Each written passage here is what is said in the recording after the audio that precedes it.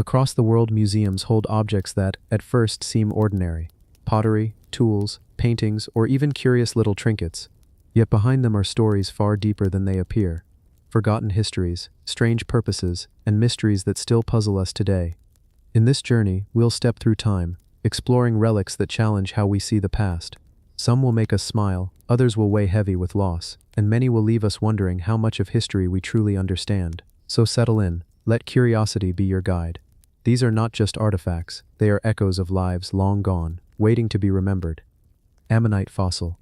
If you were to hold an ammonite fossil in your hands, it would feel cold, heavy, and solid. But the story behind it is anything but simple. What looks like a stone spiral today was once alive, moving through ancient seas that existed long before humans walked the earth. Millions of years ago, these creatures thrived in waters that no longer exist, in oceans that shifted, vanished, and left only stone as a record of their presence. The ammonite is an ancient marine mollusk, distantly related to today's squid and octopus. It had a coiled shell, usually in the shape of a spiral, divided into chambers. The animal itself lived only in the outer chamber, while the others helped it stay afloat in the sea. These chambers, once filled with gas, allowed ammonites to rise and sink in the water as if they carried their own natural submarine. Over time, they became one of the most successful species of their era. They lived for more than 300 million years, long before the rise of the dinosaurs, and survived several catastrophic events. Their fossils today can be found across the world, in cliffs, quarries, and museum shelves. Silent reminders of how life adapts, flourishes, and then disappears. But this story is not just about the creature itself. It is also about the people who discovered and studied them, and how these fossils helped us understand the hidden history of the Earth. One of the most famous figures connected to ammonites is William Smith, often called the father of English geology. In the late 18th century, Smith worked as a surveyor, mapping the land for canals and quarries. As he traveled, he began to notice something unusual. Certain layers of rock always contained the same kinds of fossils. Ammonites, in particular, became his guide. Wherever he found a certain ammonite species, he knew which layer of rock he was looking at. This simple but groundbreaking observation allowed him to create the first geological map of England, a map that changed science forever. Smith's nephew, John Phillips, continued this work and collected ammonite fossils for the Scarborough collections, where they are still preserved today, more than 2 centuries later. Imagine that. Specimens carefully gathered by hand, studied under candlelight in small rooms, still resting safely in collections that we can visit now. These fossils became more than stones. They became keys to a timeline, helping us see that the Earth was far older than anyone had imagined.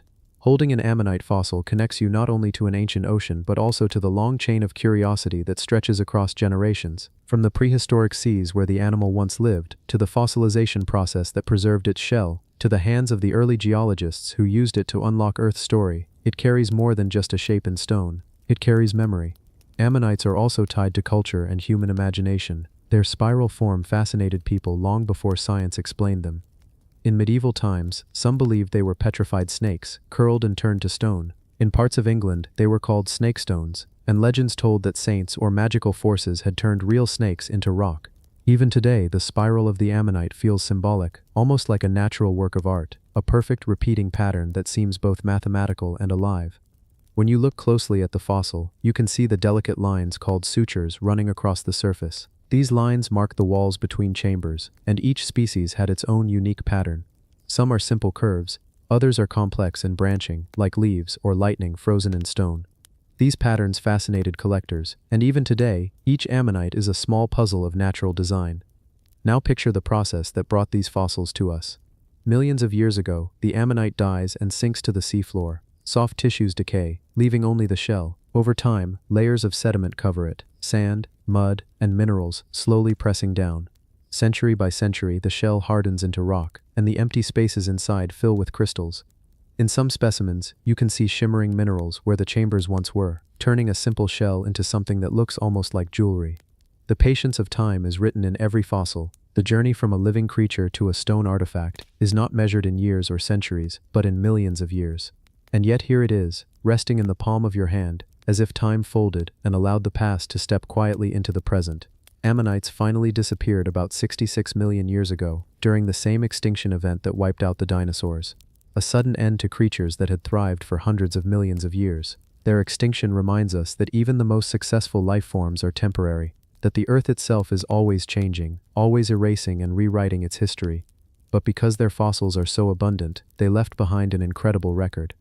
Today, geologists use ammonites as index fossils, meaning they help to date the rocks around them. By identifying the species of ammonite in a layer, scientists can tell how old that layer is with remarkable precision. It is like having a natural timestamp preserved in stone. For those who wander along cliffs and beaches where ammonites are found, there is also a personal connection. Imagine walking slowly along a shoreline, the sea breeze cool, the rocks damp with spray, and then noticing a spiral embedded in the stone. You kneel, brush it gently, and realize that what you are touching is not just a rock but the remnant of a creature that lived in an ocean older than humanity itself. It is a small, quiet encounter with deep time. The ammonite fossil, then, is both scientific and deeply human.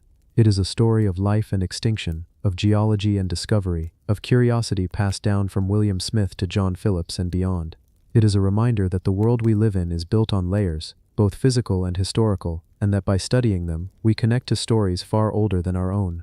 As you picture this fossil, let yourself slow down. Imagine the ancient oceans, the spiral shell drifting in the water, the long passage of time that turned it into stone, and the hands of people who uncovered it centuries ago.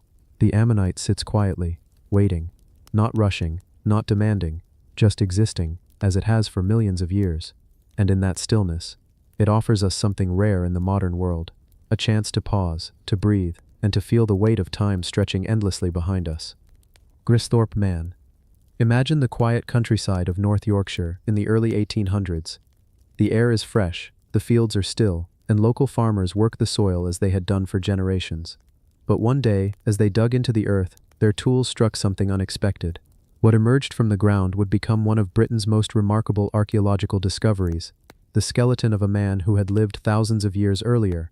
He is known today as Sleepp Man. Sleepp Man is not just any skeleton. He is considered Britain's best-preserved early Bronze Age individual. His bones and the context in which he was buried tell us a great deal about how people lived, what they valued, and even how they treated their dead nearly 4,000 years ago. But just as important, his discovery gives us a chance to connect with one single human being from a time that feels impossibly far away. When the farmers unearthed him in 1834, they quickly realized this was no ordinary burial. Sleepp Man had been carefully placed in a hollowed-out oak tree trunk, used as a kind of coffin. Imagine that for a moment, an enormous oak tree, cut down and split open, its trunk carved out just enough to fit a human body. Then, centuries later, when the soil was peeled back, this ancient coffin revealed a skeleton inside, still intact. The coffin itself told a story. In the Bronze Age, oak trees were symbols of strength and endurance. To be buried in an oak coffin was not a simple gesture. It suggested that this man was someone of importance, perhaps a leader, a respected elder, or even a warrior of his community. Whoever arranged his burial wanted to honor him, to preserve his memory with something both durable and sacred. Inside the coffin, alongside the skeleton, archaeologists later found grave goods. These items, tools, ornaments, and artifacts were placed with him to accompany him into the afterlife. Among the objects was a flint dagger, carefully crafted, showing skill and precision.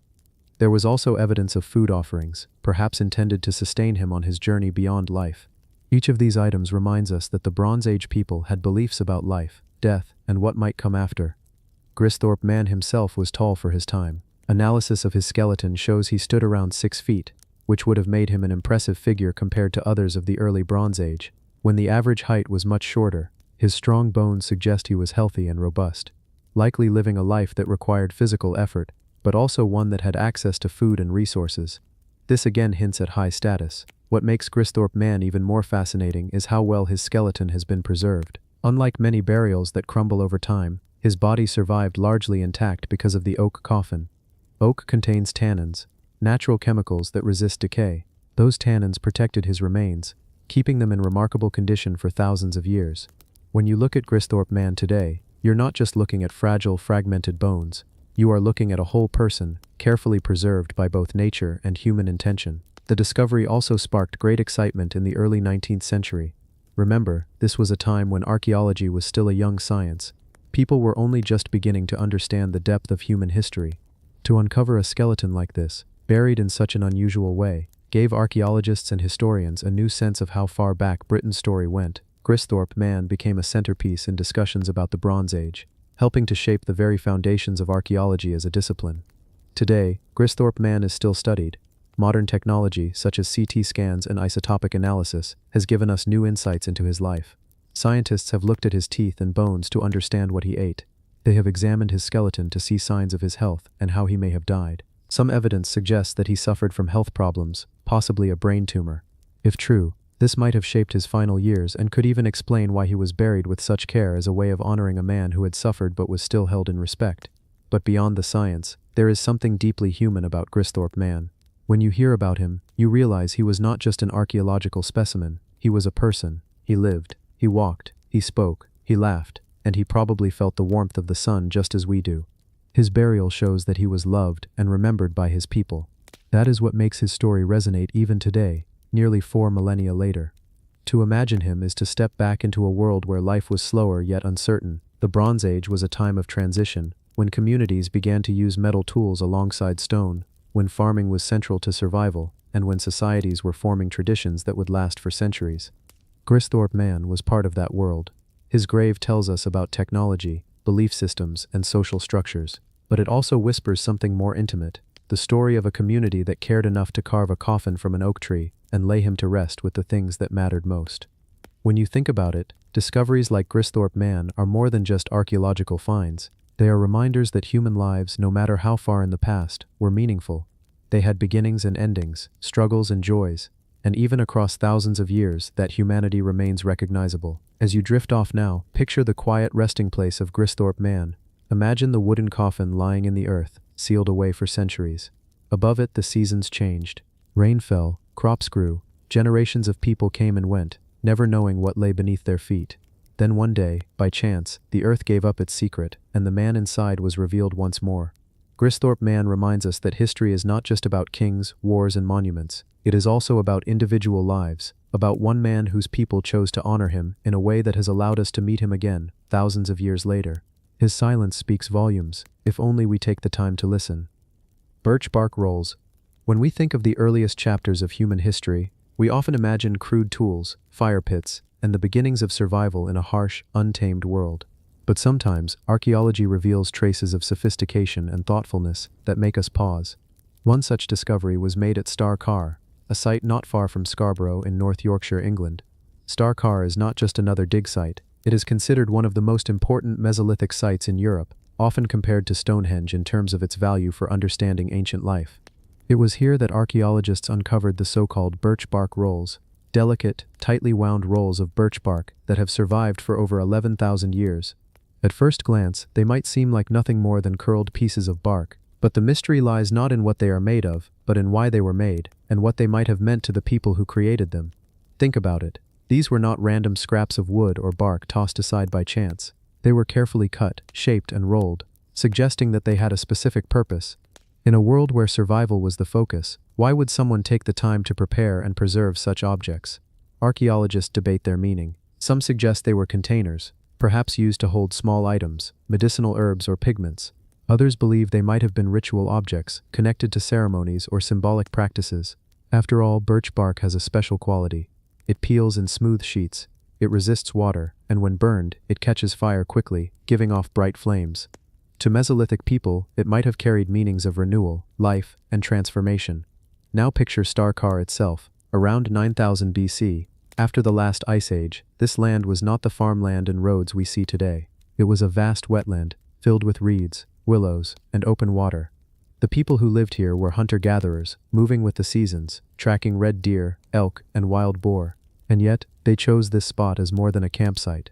They returned here again and again, leaving behind tools, antler headdresses, and mysterious items like the birch bark rolls. The rolls themselves are small, but their survival is extraordinary.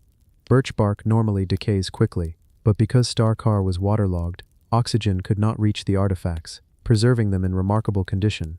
Without that environment, we would never even know they existed, and so the rolls whisper across time, carrying questions without answers. Were they part of a shaman's kit, perhaps carried as charms or ritual tools? Were they used to store fire-starting material, always ready for when the group needed warmth and light? Or were they symbolic, maybe even representing knowledge or memory in a culture that left no written records? What makes the birch bark rolls so haunting is not just what they are, but what they suggest.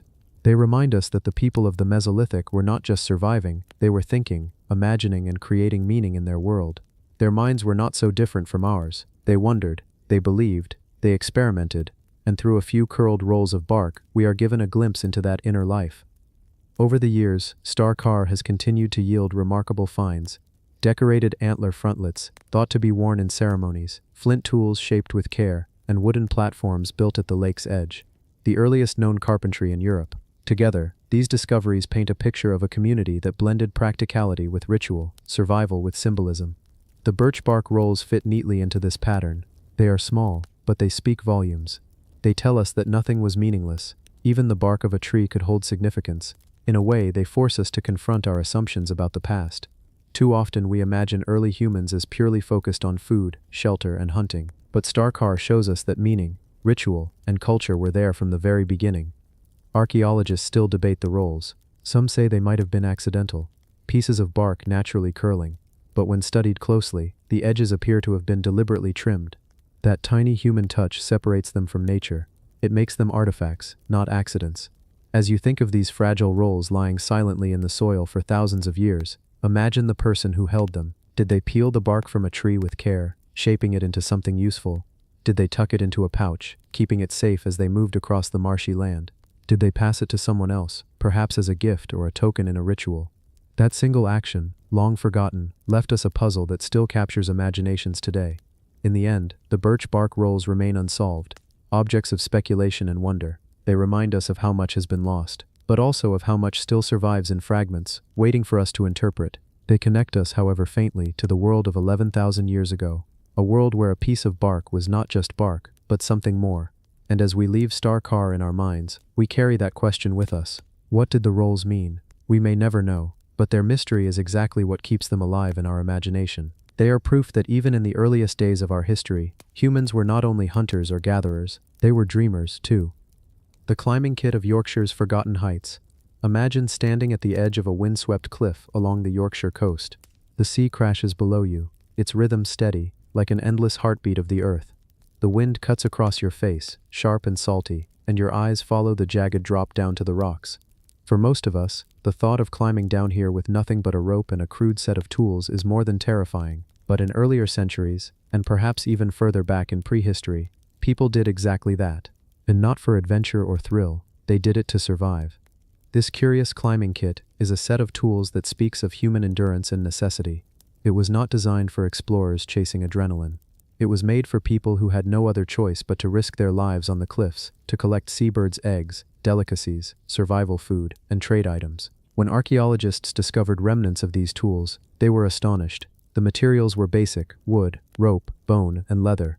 But the design was surprisingly clever.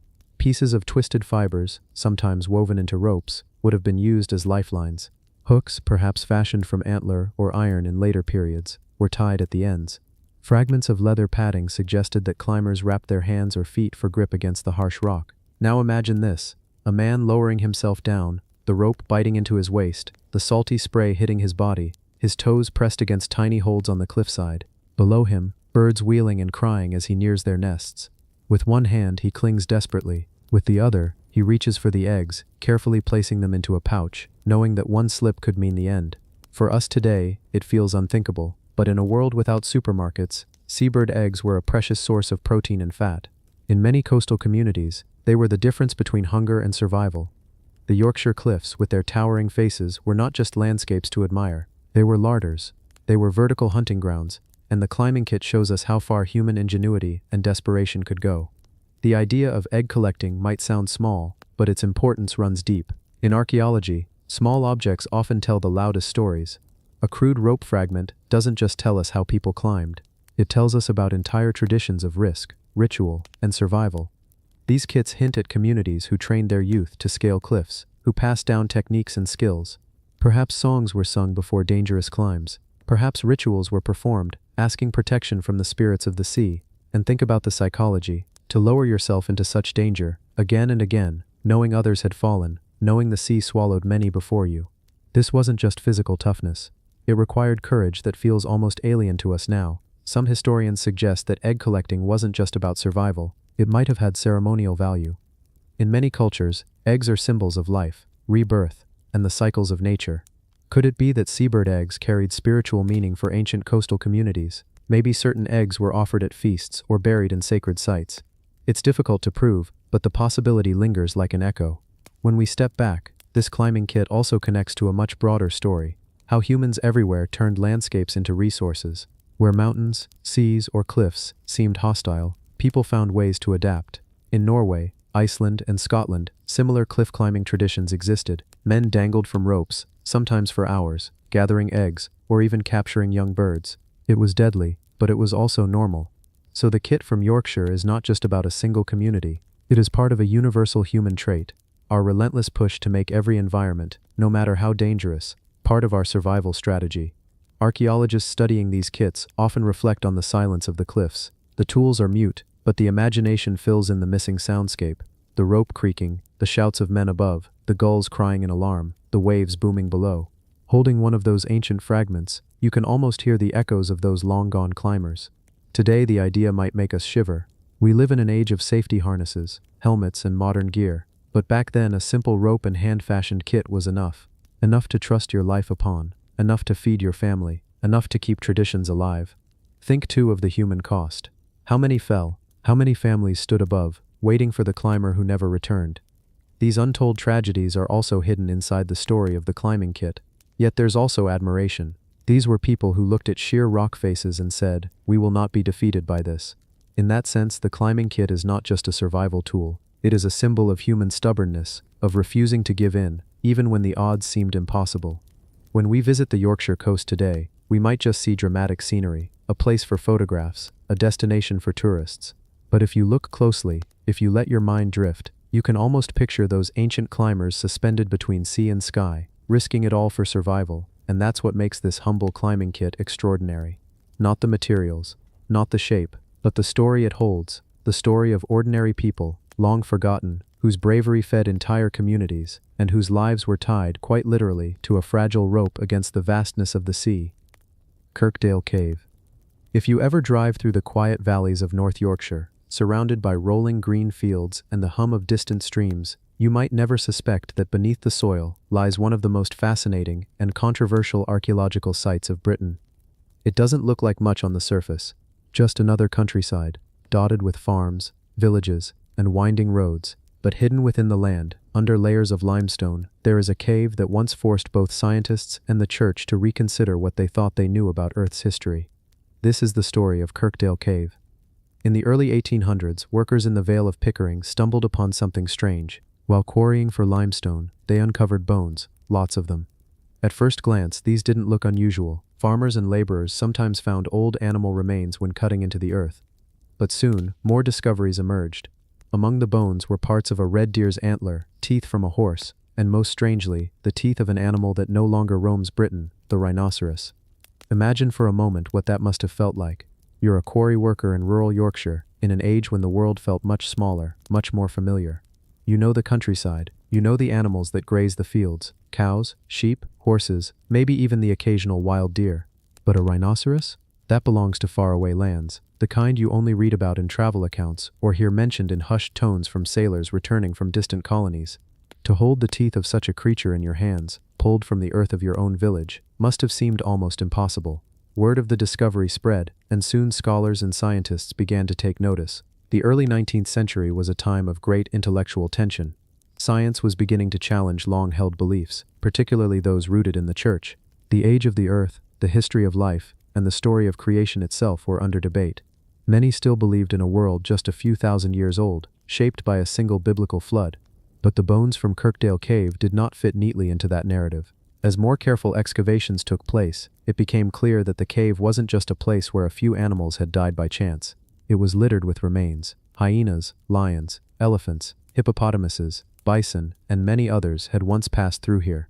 The cave floor was packed with bones gnawed, broken, and scattered, as if some great predator had dragged its meals inside. And that predator, it turned out, was the hyena. This revelation was stunning. Hyenas in Yorkshire? Today we think of them as animals of the African savanna, scavenging and hunting under the burning sun.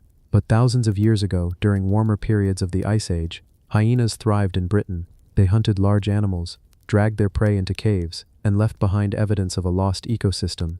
Kirkdale Cave became one of the most important sites to prove this. But here's the twist. In the early 1800s, not everyone welcomed this explanation. The church favored the view that the bones had been deposited during Noah's flood.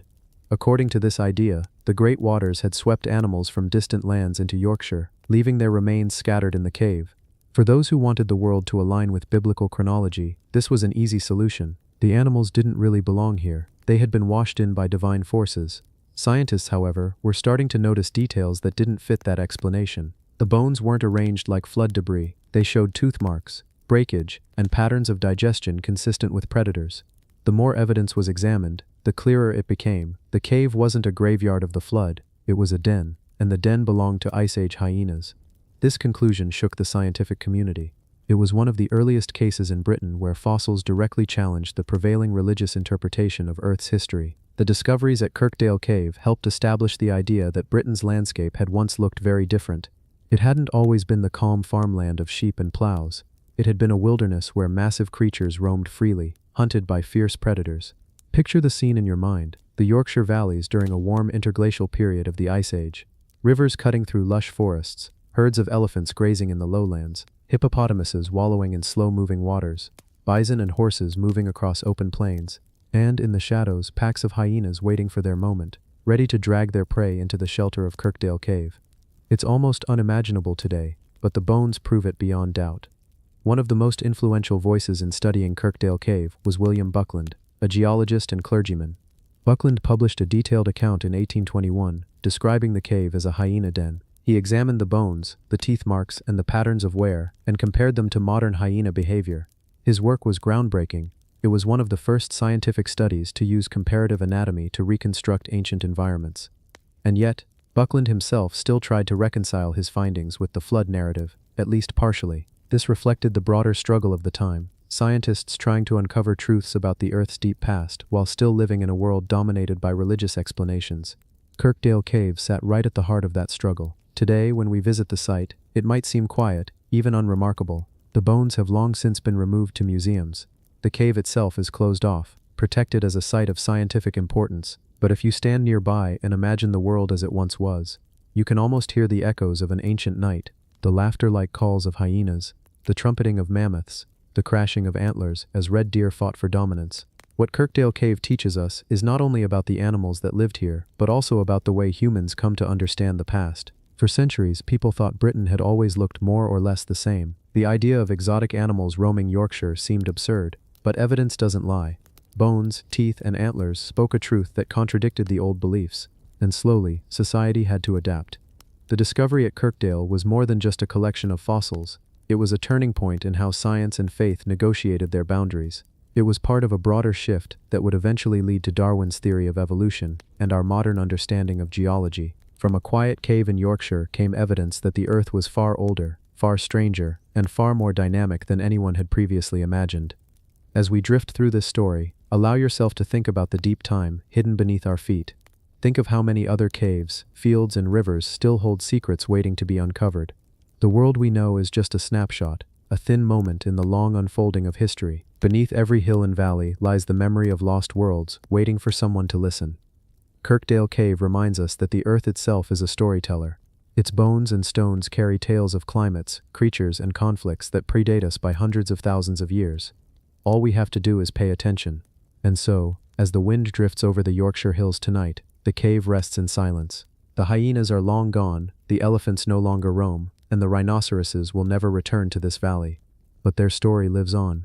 In museums, in books, and in the imagination of anyone willing to look at a simple bone and ask, what really happened here, long before us? The doll. From plaything to powerful symbol. When most people today think of a doll, they picture a child's toy, perhaps something soft and cuddly, or a small plastic figure with a painted smile and a brightly colored dress. But dolls have a much longer and more complex history than that. Far from being just innocent playthings, they were once objects of power, art, and ritual. To truly understand their story, we have to travel back thousands of years, to the earliest human societies, and explore why these small human-like figures held such importance across so many different cultures. Archaeologists have uncovered dolls made of clay, wood, ivory, and even stone from ancient settlements. Some of the oldest examples date back more than 4,000 years, discovered in the ruins of ancient Mesopotamia and Egypt. These figures were often found in graves, placed alongside the dead, it suggests they were more than toys. Perhaps they acted as companions for the afterlife. Or maybe they were intended as offerings, holding symbolic meaning that we can only guess at today. In ancient Egypt, dolls carved from wood or shaped from clay have been found in children's burials. Some had movable limbs or beads strung as hair, carefully crafted with the same care you might expect for a much larger sculpture. At first glance, they might look like simple toys, but their placement in tombs suggests they carried spiritual significance. Egyptian society was deeply spiritual, and the boundary between play, ritual, and belief was often blurred. A doll could comfort a child in life, but in death, it might serve as a spiritual protector. Moving forward in time, the Greeks and Romans also created dolls, often from terracotta or bone. Girls in these societies would receive dolls as young children, and when they came of age, they were expected to dedicate their dolls to a goddess, often Artemis in Greece or Venus in Rome. This act symbolized the transition from childhood into adulthood. The doll was not just a toy, but a marker of life stages, almost like a ritual object tied to the identity of the person who owned it. Some dolls, however, were not linked to childhood at all. Instead, they were tied to religion and even magic. In ancient civilizations, small human-like figures were sometimes used in ceremonies to represent deities, ancestors, or even enemies. A doll could be used as a stand-in for a person during rituals, sometimes in acts of healing, other times in acts of harm. It's not hard to see how the idea of the voodoo doll, much later in history, might have grown out of such traditions. Even in Europe during the Middle Ages, small figures were occasionally used in folk practices, thought to influence fertility, protection, or fortune. But it wasn't always dark or spiritual. Dolls have also been works of art.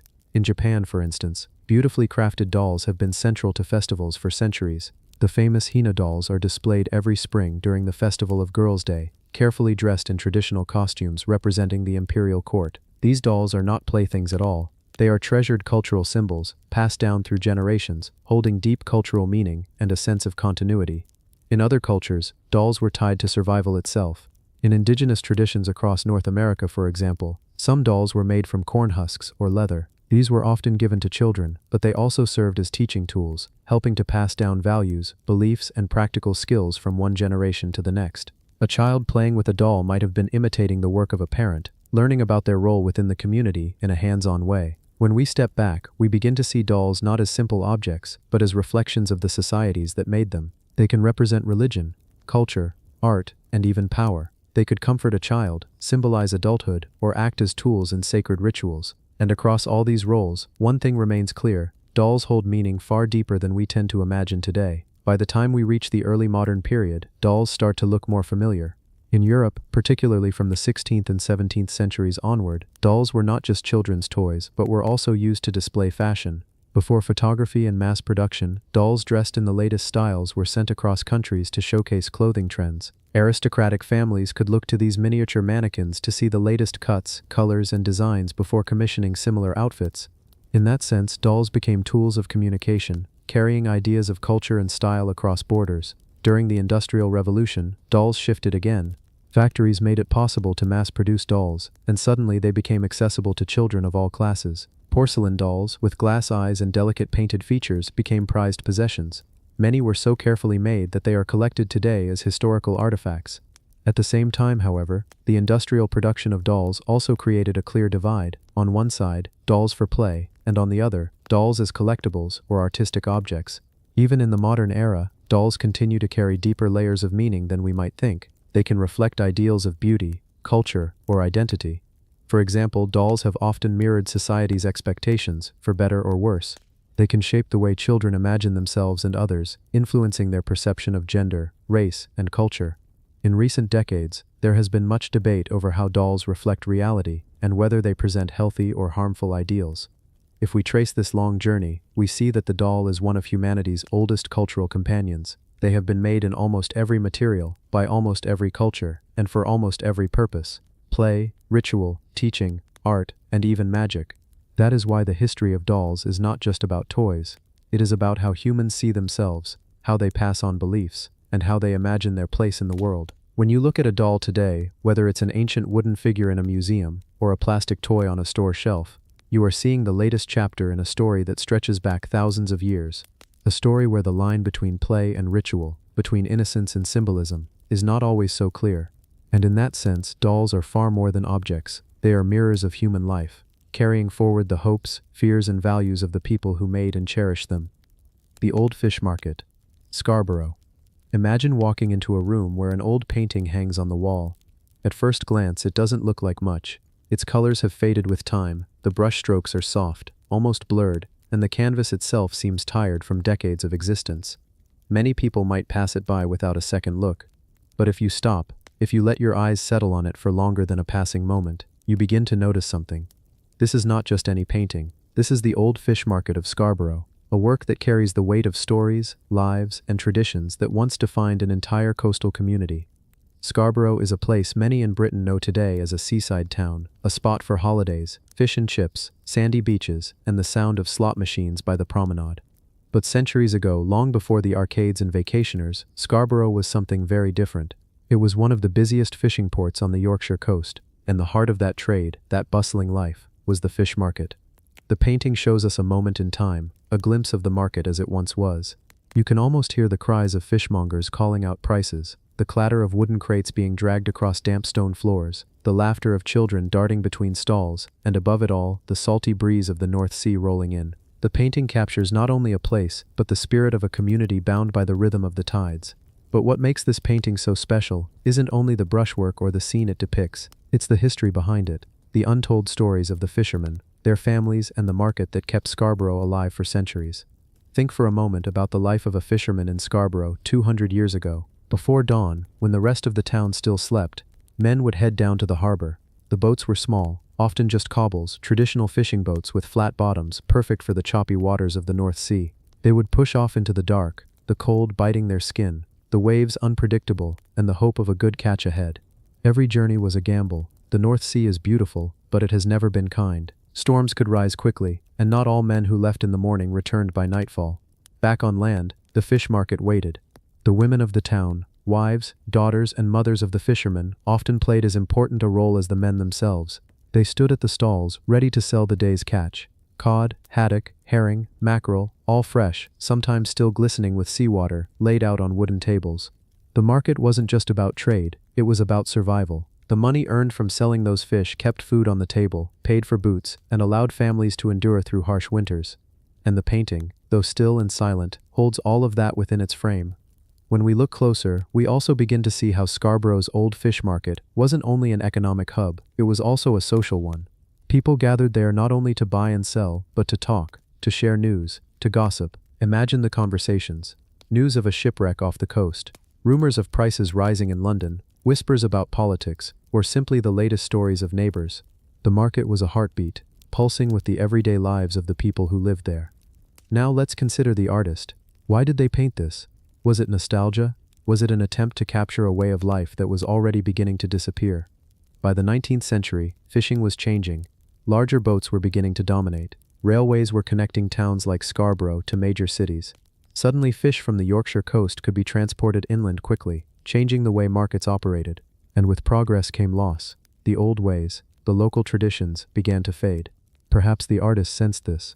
Perhaps they looked at the fish market and knew that one day it would be gone. And so they captured it on canvas, freezing it in time for us to witness centuries later. The painting might not dazzle with gold frames or dramatic scenes of kings and queens, but it carries something even more valuable: authenticity. It shows ordinary life, which in many ways is more important than any grand historical moment, because it is through the ordinary that we truly understand how people lived, worked, and dreamed.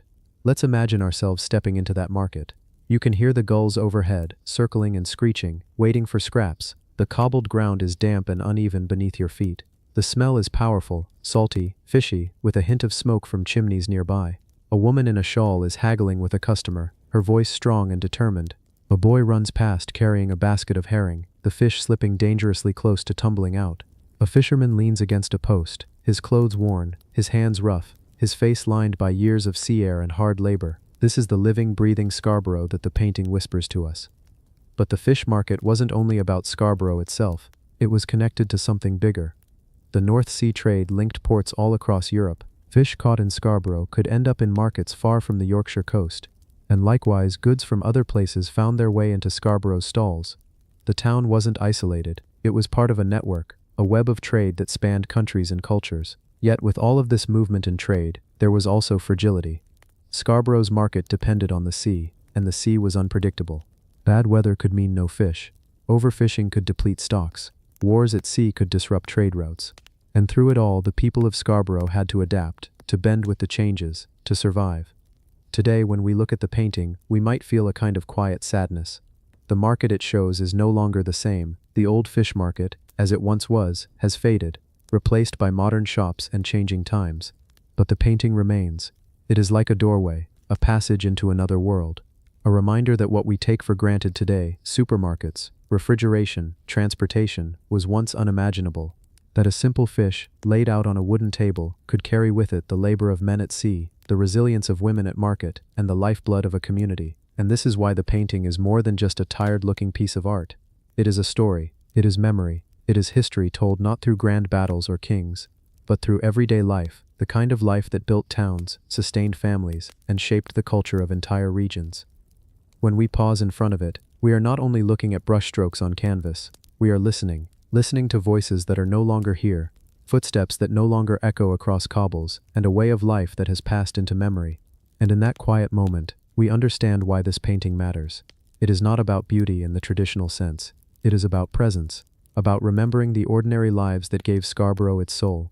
So next time you walk past an old painting in a gallery, one that doesn't seem to stand out at first glance, take a moment to stop, look closely, ask yourself what stories it holds. Because sometimes, the most unassuming works are the ones that carry the greatest treasures, and the old fish market of Scarborough is one of those treasures. Powderhorn. When you step into a gallery filled with the relics of centuries past, some objects may appear small or even modest at first glance. But if you pause long enough, if you let your eyes settle on them, you realize they hold far more than their physical form suggests. The powderhorn on display at Scarborough Art Gallery is one such object. At first sight, it looks like a simple, curved container, carved from an animal's horn, fitted with a stopper, and polished smooth by time. Yet within this vessel lies the memory of a world that was both practical and perilous, a time when survival depended on tools, and every object carried layers of meaning.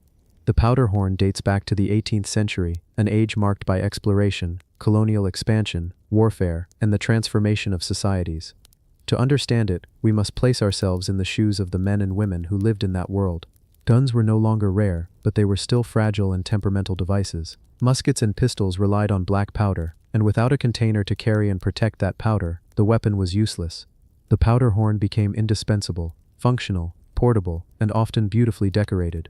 What makes this Scarborough example fascinating is that it is not merely a tool, it is also a work of art. Powderhorns were often carved with images, initials, dates, or intricate designs. Some carried maps, etched into their surface, a reminder of journeys or battles. Others bore the names of their owners, signaling both pride and the practical need to identify one's belongings in a camp or garrison. To own a powderhorn was to carry not just powder, but also a piece of your identity. The use of animal horn, often from oxen or cattle, was no accident. Horn was lightweight, durable, and naturally curved, making it an ideal material to hold powder. The hollow interior could be easily scraped clean, polished, and shaped. Once finished, the horn was fitted with wooden plugs at either end, and sometimes with metal mounts. The wider end might be sealed permanently, while the narrower tip had a small opening for pouring powder, usually fitted with a stopper. Hunters, soldiers, and explorers carried these horns slung at their sides, always within reach, for without them the musket was nothing more than an awkward piece of wood and metal. Yet beyond their practical use, powder horns became canvases for expression. Imagine a soldier stationed far from home, enduring the monotony of camp life. With a knife in hand, he might carve his name, a date, or a small image into his powder horn. Over weeks and months these horns became diaries, etched in bone, silent companions that held stories only their owners could fully understand. Some showed scenes of battles, fortresses, or ships. Others displayed animals, flowers, or geometric patterns. The Scarborough powderhorn, though simple at first glance, would have carried such layers of meaning for the person who once relied upon it daily. The history of the powderhorn also intersects with larger narratives of the 18th century. This was an age of empire, when Britain's influence stretched across the seas. Soldiers carried powderhorns in North America during the French and Indian War, on European battlefields during the 7 Years' War, and across colonies where muskets were both tools of defense and symbols of authority. Powderhorns accompanied pioneers who ventured into forests and plains, where hunting was essential for survival. Each horn tells us not only about its owner, but also about the wider world they inhabited. a world of danger, opportunity, and constant change. Think of the daily ritual of using one. A hunter, moving quietly through a wooded landscape, pauses when he hears a sound. He lowers his musket, reaches for the horn, and carefully pours black powder into the barrel. The powder must stay dry, so the horn is kept sealed until this moment. One mistake, one spark at the wrong time, could mean disaster. The horn's shape, curved and smooth, makes it easy to handle even in the cold. The hunter then loads the shot, primes the pan, and prepares to fire. Every step depends on that simple horn hanging at his side. At the same time, powder horns reflected the personal and cultural identities of their makers and owners. Some were commissioned from skilled artisans, who decorated them with elaborate designs. Others were crafted at home, plain but deeply personal. They could be gifts, passed down between generations, or trophies of war. Holding one in your hands is to feel the weight of history, not heavy in the sense of mass, but heavy in the sense of meaning. The Scarborough example reminds us that objects in museums are never silent. They speak, if we know how to listen. They whisper about the lives of ordinary people, soldiers, hunters, and families, whose names may not appear in history books but whose daily struggles shaped the world. The powder horn bridges the gap between the battlefield and the hearth, between necessity and creativity. And in its quiet way, it also invites us to think about the fragility of the past. Gunpowder itself was unstable, dangerous, and transformative. It changed warfare forever, altering the balance of power across continents. The powder horn, humble though it may seem, was part of that story. Without it, the musket could not function, and without muskets, the armies and empires of the 18th century would have looked very different indeed. When you stand before it today, encased in the safety of a gallery display, the powder horn feels worlds away from the smoky battlefields and forests where it was once used. Yet the object still holds traces of those moments. The faint marks of carving, the smooth polish from being handled, the silent testimony of survival. It may be centuries old, but it is not lifeless. It carries with it the echoes of men who once depended on it, who carved their hopes, fears, and memories into its surface. The next time you encounter such an object, let your mind slow down. Think of the hands that held it, the environments where it was carried, the histories it silently endured. A powder horn is more than just a container for black powder. It is a vessel of memory, a link between past and present, and a reminder that even the smallest artifacts can hold entire worlds within them. Rosechafer beetles. At first glance, it might surprise you to know that something as small as a beetle could captivate collectors, historians, and naturalists for centuries. The rosechafer beetle, with its shimmering wings and jewel-like appearance, is not simply an insect among many. It is a tiny treasure of the natural world. Found across much of southern and central Europe, this beetle has fascinated both ordinary people and scholars alike. Its place in the Scarborough Museum's and Galleries collection allows us to look closer, not only at the insect itself, but also at the long story of humanity's relationship with the natural world. When you look at the rosechafer, the first thing you notice is the color. It doesn't simply appear green. Depending on how the light strikes its wings, the beetle can appear golden, metallic, or almost emerald in its brilliance. This iridescence is not from pigment, but from the way light bends and scatters off microscopic structures on the beetle's wings. In this sense, the rosechafer is a living gemstone, created not by miners or craftsmen, but by nature itself. That jewel-like quality is one of the reasons these beetles were so highly admired in collections. They looked almost too perfect to be real, as though someone had carefully crafted them in a workshop rather than found them in a garden.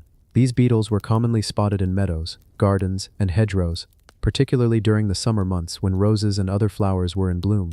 They feed on nectar and pollen, making them an active part of the ecosystem, pollinating plants as they move about.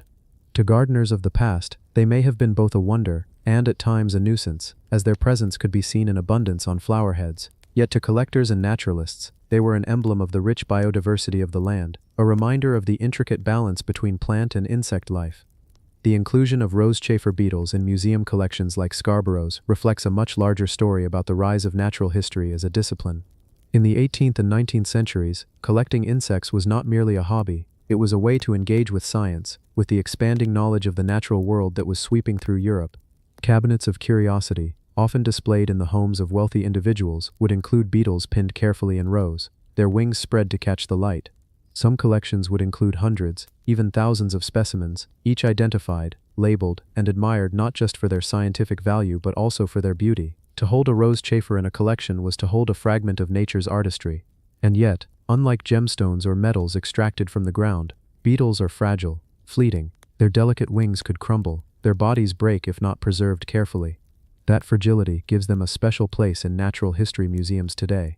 Seeing them behind glass, perfectly intact, you are reminded of how easily such small wonders can vanish from the living world. The rosechafer is also a beetle of stories. Across Europe, insects with shimmering wings often carried symbolism. They were associated with transformation, with fleeting beauty, with the mystery of how something so small could shine so brightly. Some collectors believed that insects like these demonstrated the perfection of nature's design, proof of a world crafted with purpose. Others simply admired them as rare jewels, each beetle representing a fragment of exotic wonder in an otherwise ordinary landscape. At Scarborough, the rosechafer beetles in the collection remind us of the work of generations of curators and collectors. Someone long ago saw these creatures, recognized their uniqueness, and decided they were worth preserving. Perhaps it was a naturalist walking through a meadow who noticed their wings glimmering in the sun. Perhaps it was a collector who saw them as essential additions to a cabinet already filled with butterflies, shells, and minerals. Whatever their reason, that decision ensured that today, hundreds of years later, we can still look upon these beetles and marvel at them. The beauty of the rosechafer lies not just in its appearance, but also in its connection to the larger history of human curiosity. These insects traveled from field to drawer, from collector's case to museum display, carrying with them the memory of the times they lived in. In a way, they are more than specimens, they are records of the past, silent witnesses to the way people once viewed the natural world. To stand in the Scarborough museums and galleries, looking at these beetles behind glass, is to look at a piece of history frozen in time. The shimmering colors you see today are the same ones that shone in a meadow 2 centuries ago. The same play of light that dazzled an 18th century naturalist still dazzles us today. That continuity is part of what makes them so compelling. And beyond their beauty, rosechafers remind us of the fragility of ecosystems. Insects play a vital role in pollination and the maintenance of plant life. Without them, the landscapes of Europe, and indeed the world, would be entirely different. The preservation of these beetles in collections is not just about celebrating their beauty. It is also about remembering the essential role they played, and still play, in sustaining life. In this way, the rosechafer beetle is both a natural wonder and a cultural artifact. Its place in Scarborough's collection bridges the gap between science, art, and history. It is not only admired for its form, but also studied for what it can tell us about biodiversity, about the ways people collected and classified nature, and about the enduring human fascination with the natural world. When you leave the display, perhaps you will carry with you a sense of just how extraordinary even the smallest parts of nature can be. Something as tiny as a beetle can open a window onto centuries of history, connecting the meadows of Europe with the glass cases of a museum. In its shimmering wings lies a reminder that beauty is not always found in the grand or the monumental. Sometimes it rests quietly in the fragile body of a beetle, preserved against time, waiting for us to notice. Ushabti. When archaeologists open an ancient Egyptian tomb, the sight can be overwhelming. Beyond the sarcophagus, the painted walls, and the offerings of food and jewelry, there is often something far more numerous: tiny figures, carved with care, resting in neat rows, or scattered across the floor. These are the ushabti, small funerary figurines, that accompanied the dead into the afterlife. At first glance, they might appear like simple trinkets, but to the ancient Egyptians, their purpose carried great weight. Ushabti, sometimes called shabtis or shawabtis depending on the period, were meant to serve as substitutes for the deceased in the afterlife. The belief was that when the gods called upon the dead to perform labor in the field of reeds, the Egyptian version of paradise, the ushabti would answer instead, sparing the tomb's owner from work. They were essentially helpers beyond death, standing in for the individual they were buried with. Most ushabtis were small, ranging from just a few inches to the size of a hand. They were mass-produced in many cases, with some tombs containing hundreds or even thousands of them. Imagine opening a chamber and finding the ground covered with these figures. Every one of them a promise that the tomb owner would not have to labor in eternity. For wealthy Egyptians, entire armies of ushabti might be buried, creating the sense of a workforce ready at command. The materials varied. Some ushabtis were carved from wood or stone, while others were molded from faience, a type of bright, glazed ceramic that often shimmered in blue or green. These colors were not random choices. They symbolized rebirth, regeneration, and the fertile power of the Nile. To hold one of these ushabti today is to see a flash of that ancient symbolism, a reminder of the cycle of life and death the Egyptians believed in so strongly. The inscriptions on many ushabtis are especially fascinating. Often they bear lines from the Book of the Dead, spells written to ensure that the figurine would come to life when needed. The Great Auk Egg, a silent testament to extinction. Imagine walking into a quiet gallery. The air feels still, almost reverent. In front of you, inside a mahogany case fitted with glass panels, rests an egg. At first glance, it looks delicate, almost fragile, cushioned gently in a nest of soft cotton wool. But this is not just any egg. It is the egg of the great auk, a seabird once abundant across the northern Atlantic Ocean. A bird that no longer exists today. What you are seeing is not merely an object, it is the final whisper of a species, a reminder of how easily human actions can erase life from the earth. The great auk was once a familiar presence along the coasts of Newfoundland, Iceland, Greenland, the Faroe Islands, Scotland, and northern Europe. Standing nearly 3 feet tall, it was striking, black feathers on its back, white on its belly, and a proud curved beak. Though it looked similar to the penguins we know today, it was not closely related. The great auk was, in fact, the original penguin, long before explorers gave that name to the flightless birds of the southern hemisphere. The great auk had small wings that could not support flight in the air, but they were perfectly adapted for swimming, making the bird an agile diver that hunted fish with speed and precision. For centuries, coastal communities relied on the great auk as a source of food, oil, and feathers. The birds bred in dense colonies on remote islands where they laid their eggs on open ground. Their lack of fear of humans, combined with their inability to fly, made them an easy target. Sailors could simply walk into a nesting site, pick up the birds, and carry them away. Eggs were gathered by the thousands, and adults were slaughtered for meat or burned as fuel for fires on ships. The egg before us today, carefully displayed in its case, represents the tragic culmination of that story. It is large, speckled, and unique. No two great auk eggs were alike, each marked with its own pattern of spots and lines. Collectors in the 18th and 19th centuries prized them not only for their rarity, but also for their beauty. As the great auk became scarcer, its eggs became even more valuable, fetching extraordinary prices in private collections. Ironically, this very desire to preserve the memory of the bird by keeping its eggs in cabinets of curiosity hastened its extinction. By the early 1800s, the great auk was in steep decline. Nesting colonies once teeming with thousands of birds dwindled to a few small groups. Hunters and traders knew their value and targeted them relentlessly. In 1844, on a small rocky island called Elde, off the coast of Iceland, the last known breeding pair of great auks was killed by sailors. Their single egg was accidentally crushed underfoot during the struggle, and just like that, a species that had survived for thousands of years was gone forever. The egg in this case, then, is not simply a scientific specimen, it is a relic of a vanished world. It speaks to us in silence, telling a story of human greed, short-sightedness, and the irreversible consequences of overexploitation. Now, let us imagine the journey of this single egg, once laid on the bare stone of a windswept island, perhaps cradled briefly by the warmth of its parent. It was stolen, removed from its natural place, and eventually acquired by collectors who understood its increasing rarity. Unlike many other eggs which were broken or lost, this one survived. Today it sits in Scarborough's collection, preserved not just as a curiosity, but as a warning. Standing before it, one might reflect on the strange irony of its survival. The great auk is gone, but the egg remains. It has become more than an object, it is a symbol. A reminder of how quickly abundance can vanish. A reminder of how human actions, unchecked, can silence entire species. And also perhaps a quiet invitation for us to look inward and ask what lessons we have learned. The great auk's extinction is not an isolated event. It belongs to a much larger pattern of human behavior. We see echoes of this story in the fate of the passenger pigeon in North America, which once filled the skies in flocks so vast they darkened the sun, only to be hunted into extinction by the early 20th century. We see it in the Tasmanian tiger, or thylacine, destroyed by bounty hunters in Australia. We even see it today in animals like the vaquita porpoise, or the pangolin, teetering on the edge of survival because of human demand. And yet, in the great auk egg, there is also a strange sense of resilience. Though the bird itself is gone, its memory survives, etched into the speckled patterns of this fragile shell, remembered in the records of naturalists, and whispered in the halls of museums.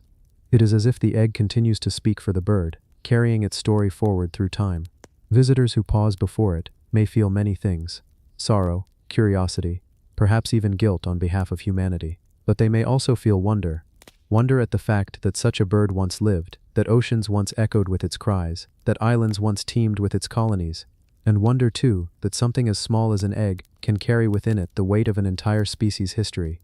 If you were to hold it, which you cannot, you might notice its surprising size, the smoothness of its shell, the unique markings that make it unlike any other egg. You might think about the chick that never hatched, the life that never lived, and the countless others that were snuffed out in similar ways. In that moment, the egg becomes not just an object in a case, but a vessel of memory, a link between past and present. The great auk egg forces us to confront an uncomfortable truth, that extinction is permanent. Once a species is gone, it cannot return. No matter how much we regret, no matter how carefully we preserve what remains, the living bird itself will never again swim through the Atlantic currents or lay its eggs on the cliffs. This is why the egg feels both precious and heartbreaking. It is a reminder of something we lost and can never regain. And so, in this chapter of our journey, we are not only learning about an object in a museum, we are engaging with a story of responsibility. The great auk egg is not a relic of a distant past, disconnected from our lives. It is a warning from history, a message that abundance can vanish, that what seems eternal can disappear in the blink of an eye. Perhaps the best way to honor the great auk is not only to remember it, but to take its story to heart, to recognize that other species today stand where it once stood, vulnerable, unprotected, and facing pressures from human activity. The egg then becomes a call to action, not through loud protest, but through quiet reflection. As you continue to picture this fragile egg in its glass case, imagine the silence it represents, the silence of a species gone, and imagine the responsibility it places upon us to ensure that silence does not deepen with more losses in the future. The great auk will never return, but its egg remains, a symbol, a memory, a fragile reminder that the choices of humans can shape the fate of the living world. Puffin. If you have ever stood on the high, wind-swept cliffs of Yorkshire in the summertime, you may have seen a little flash of black and white with a beak so bright it almost looks painted. These are puffins, small seabirds that at first glance might seem almost cartoon-like, but in truth, they are remarkable creatures that have quietly endured for centuries. Watching them is like being let in on a secret part of the natural world, one that feels fragile yet timeless. What makes the puffin so fascinating is that it seems both familiar and strange. To some, it looks like a tiny parrot dressed in a tuxedo. Its beak glows with bright orange and red in the breeding season, and its comical little walk across the cliffs often draws smiles.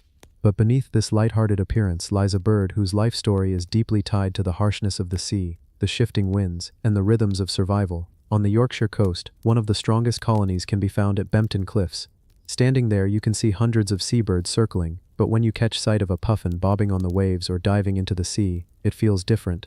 There is a sense of intimacy to it, because puffins do not appear in endless flocks like some other seabirds. They seem almost solitary, appearing in pairs or small groups, scattered among the guillemots and kittiwakes. It is this sense of rarity that makes seeing one so special. But to truly understand the puffin, you have to follow its life through the seasons. For much of the year, these birds are almost invisible to us. They spend their winters out at sea, often miles from land, in the gray, churning waters of the North Atlantic.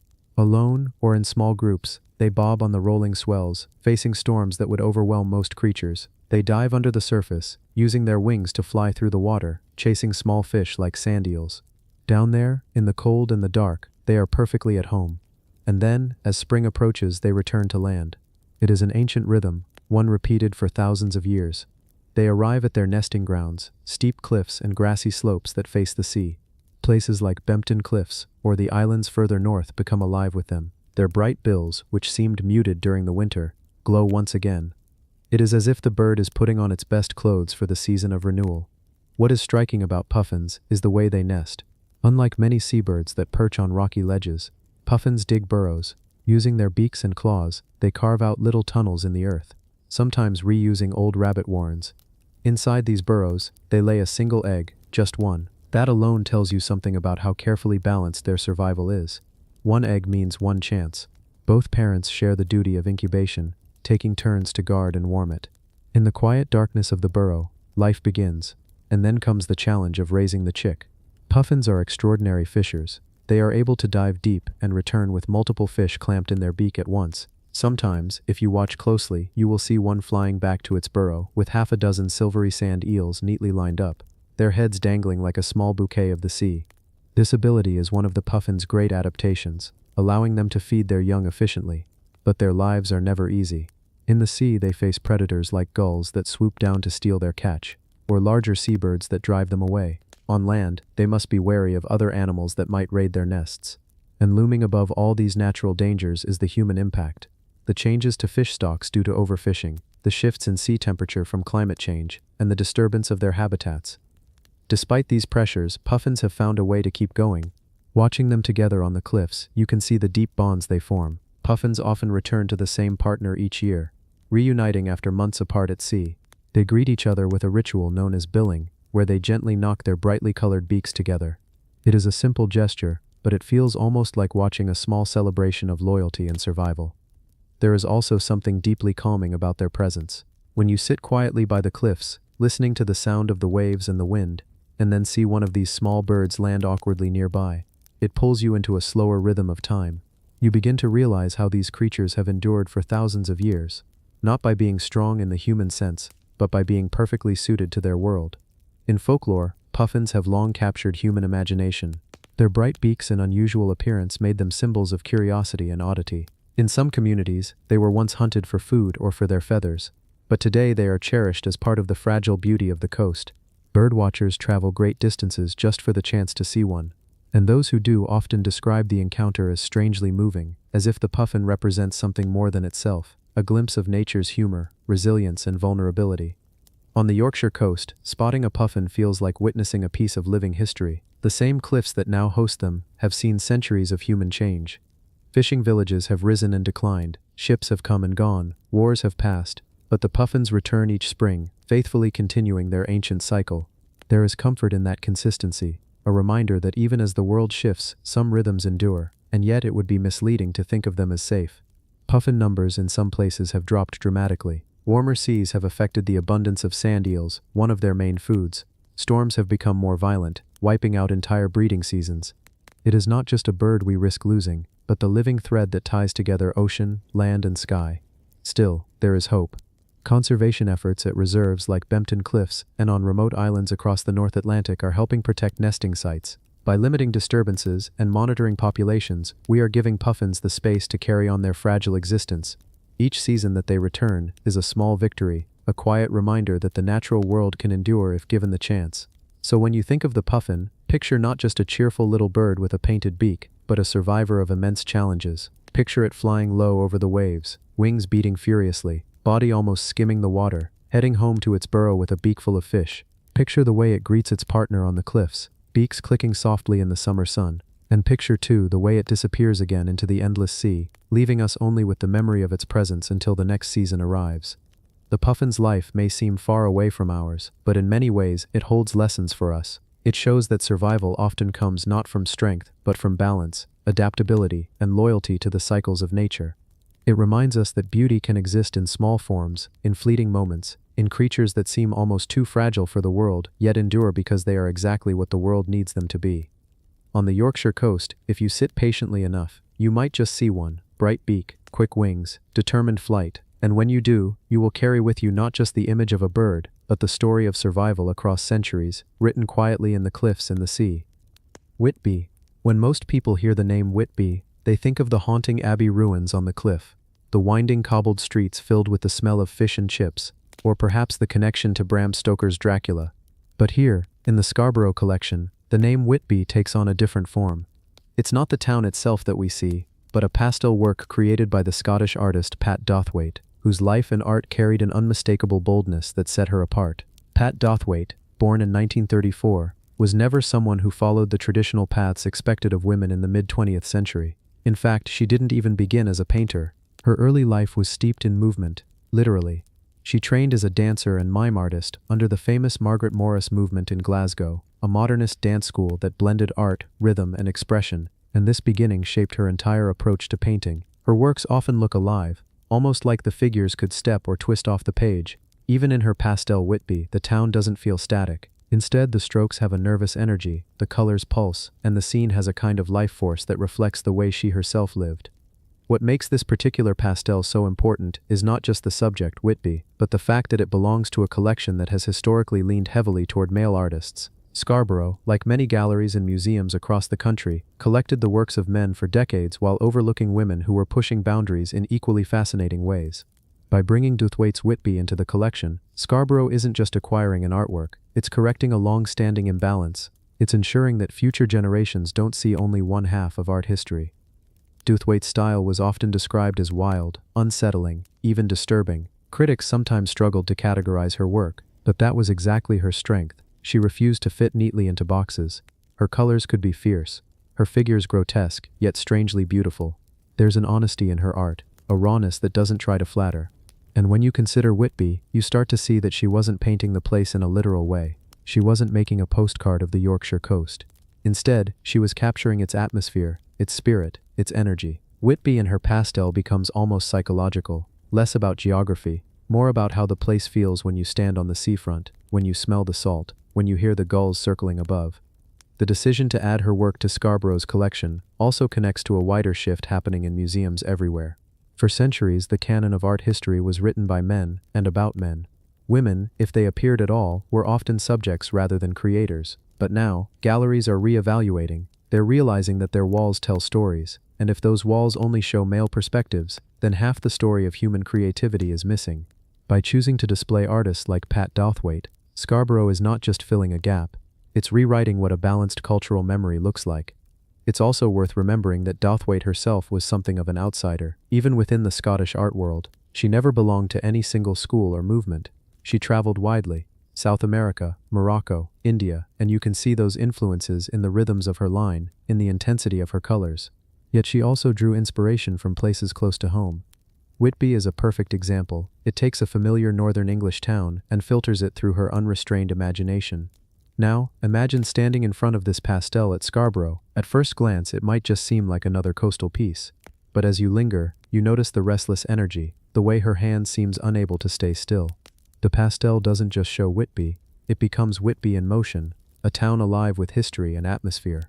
And if you think about the artist behind it, you begin to sense how much of herself she poured into her work. Every line feels urgent, every color intentional, as though she wanted to capture something slipping away before it vanished. Dothwaite passed away in 2002, leaving behind a body of work that is still being reassessed today. For many years she was overlooked, partly because her art didn't conform to polite expectations. But now, institutions are beginning to see her for what she was, a fearless artist who challenged norms and gave us an uncompromising vision of the world. The Scarborough Pastel Whitby isn't just a picture of a place, it's a doorway into her world, her energy, her defiance. In many ways, this single acquisition represents a larger story, the story of how museums grow and change, the story of how women artists are finally being given the recognition they deserve, and the story of how a place like Scarborough, known for its seaside cliffs and coastal history, also plays a role in reshaping the cultural landscape of Britain. So when you hear the name Whitby in Scarborough's collection, think beyond the postcard views and Gothic Abbey ruins. Think of Pat Dothwaite, pastel in hand, translating a town into raw emotion. Think of a woman who refused to be boxed in, whose art vibrates with life even decades after her passing. And think of how important it is that her vision is now part of the story Scarborough tells to every visitor who walks through its doors. Knitting sheaths. When we imagine the wind-swept coastlines of Yorkshire, with grey skies rolling in over the North Sea and a crisp chill in the air, it is easy to picture locals bundled up in thick sweaters, scarves, and socks, hand-knitted with care. The connection between this region and the craft of knitting goes back centuries, and hidden within that story is a curious little object, an almost forgotten tool known as the knitting sheath.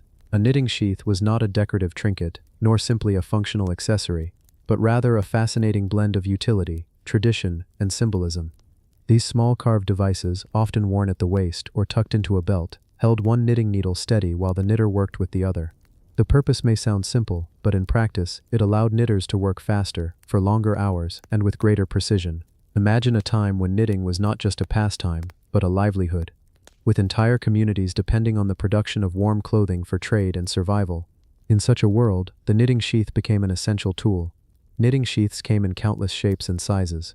Some were made from humble wood, carved by hand with a pocket knife during quiet evenings by the fire. Others were beautifully decorated, with etchings, initials, or patterns that told of family histories or carried a personal touch from the craftsman. A few rare examples were even fashioned from bone, antler, or metal, reflecting the resourcefulness of rural communities. But what makes knitting sheaths truly intriguing is not just their practicality, but the culture that surrounded them. For many families, a finely carved sheath could be a courtship gift. A young man might spend weeks perfecting his carving before presenting the finished piece to the woman he hoped to marry. In this sense, the knitting sheath was more than a tool, it was a token of love, skill, and promise. If we pause for a moment, we can picture it. A Yorkshire cottage, with the glow of firelight flickering against the stone walls, the soft rhythm of knitting needles clicking together, and a wooden sheath securing the work. These small devices were not mass-produced, but handcrafted, and each one carried with it a personal story. Some museums today hold collections of knitting sheaths, preserving them as a reminder of a craft-based economy that has largely vanished. Visitors often marvel at how small and unassuming they look. yet these objects once played a role in sustaining entire families. For the knitters of Yorkshire, speed was everything. Sweaters and stockings were not only worn by local fishermen and farmers, but also exported as valuable goods. The faster one could knit, the more income could be earned, and the knitting sheath gave an edge in that race against time. There is also a symbolic layer here, tied to identity and tradition. Knitting itself became part of the cultural fabric of Yorkshire's coastal communities. The patterns, stitches, and garments often carried regional variations, passed down through generations. The sheath, as a companion to that craft, became a silent witness to countless hours of work, conversation, and care. By the mid-19th century, however, knitting sheaths began to fade from use. The arrival of mechanized knitting machines changed everything. Hand knitting, once a vital trade, became more of a domestic or leisure activity. As industries shifted, so too did the tools. The sheath, once indispensable, became a relic, yet its memory lingers, a quiet reminder of how deeply human ingenuity and artistry are tied to survival and comfort. Today, collectors and historians often describe knitting sheaths as little masterpieces of folk art. Each is unique, reflecting the hands that shaped it and the stories it belonged to. Some were carved with symbols of faith, like crosses or hearts, while others carried geometric patterns or initials, almost like secret signatures. A few even incorporated whimsical shapes, perhaps intended to bring luck or joy to the knitter. And so, when we think of wrapping ourselves in warm sweaters and socks during a cold Yorkshire winter, it is worth remembering the unseen tools that made such comforts possible. The knitting sheath is one such tool, quietly bridging the practical with the personal, the functional with the symbolic. It connects us to a time when every stitch carried meaning, and every object had a story. As we let this story settle, it reminds us of the ways in which even the smallest objects can hold within them an entire world of history and culture. The knitting sheath may have disappeared from everyday life, but its spirit survives in the warmth of handmade clothing, in the patience of craft, and in the memory of communities that once depended on such humble devices to face the cold winds of the sea. Speeton Plesiosaur. Along the rugged Yorkshire coast where the cliffs rise sharply above the restless sea, the land has long concealed secrets that date back tens of millions of years. The winds here are brisk, the waves relentless, and the layers of rock that line the shore are like pages of an ancient book, each stratum holding fragments of a world long vanished. It was in this dramatic landscape, not far from the small village of Speeton, that a remarkable discovery was made. A fossil, partly hidden in the weathered rock, caught the attention of paleontologists. At first glance it appeared to be the remains of a plesiosaur, a marine reptile from the Mesozoic era. But as the details unfolded, it became clear that this find was not just another specimen. It was something that could change the way scientists understand the evolution of these extraordinary creatures. The plesiosaur was a remarkable predator of the seas. With its long serpentine neck, compact body, and powerful flippers, it was perfectly adapted for life in the oceans that covered much of the Earth during the age of dinosaurs. Yet, while many plesiosaurs have been unearthed across Europe, North America, and beyond, one period in their evolutionary story has remained shrouded in mystery. The Lower Cretaceous period, spanning roughly 145 to 100 million years ago, has yielded surprisingly few plesiosaur fossils. For decades, paleontologists have puzzled over this gap. Did plesiosaurs decline during this time? Were they evolving into new forms we have yet to recognize? Or is it simply that the fossil record has not preserved their story? The Speeton plesiosaur offers a tantalizing clue. The fossil itself is embedded in chalky rock that dates back to the Lower Cretaceous. Its bones, though fragmented and weathered by time, are enough to suggest that this animal does not match neatly with any known species. Instead, it seems to represent something new, an undiscovered branch of the plesiosaur family tree. For paleontologists, this is a rare and exciting opportunity. Every new species discovered adds a piece to the grand puzzle of life on Earth. And in this case, it may fill a gap of nearly 60 million years in the evolutionary record of these marine reptiles. Imagine for a moment the oceans of the Lower Cretaceous. Britain, as we know it today, did not exist in the same form. Much of the land was covered by warm, shallow seas teeming with life. Ammonites, with their coiled shells, drifted through the water. Belemnites, ancient relatives of squid, darted in schools.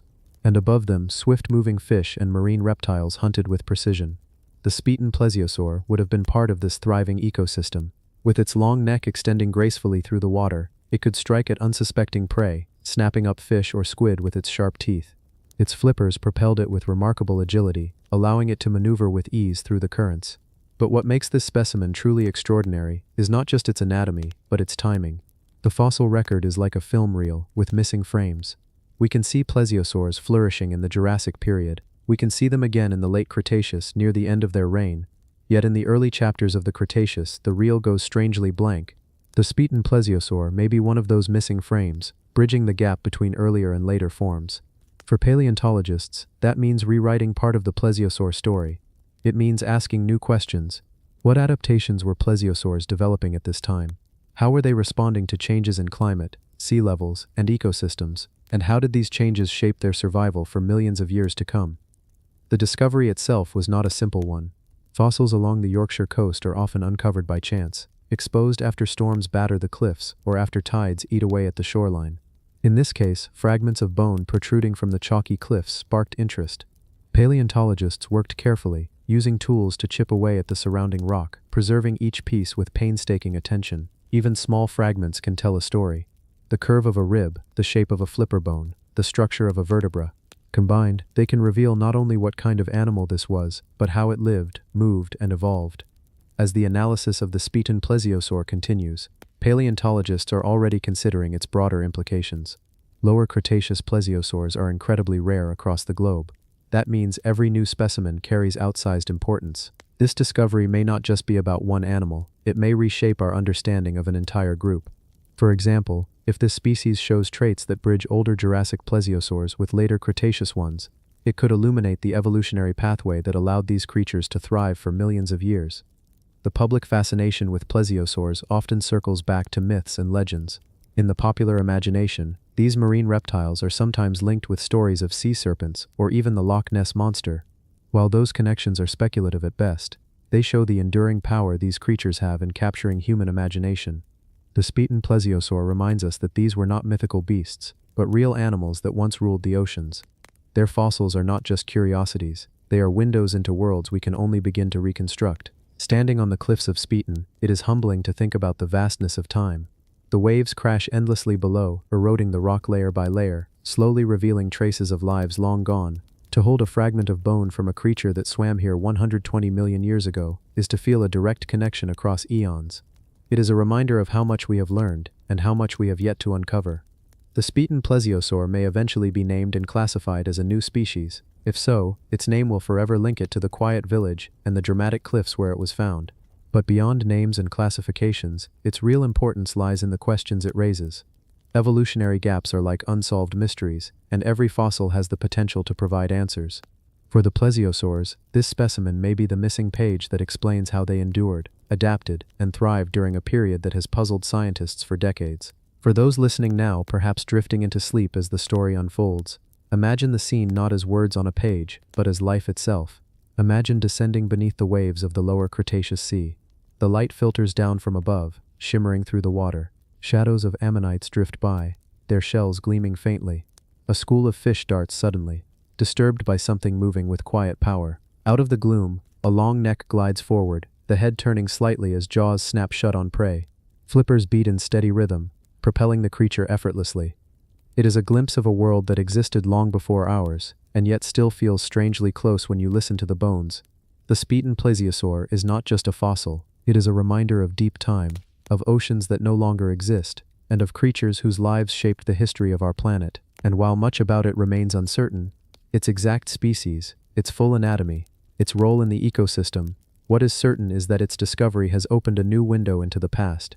In the years to come, as further research unfolds, the story of this marine reptile will grow clearer.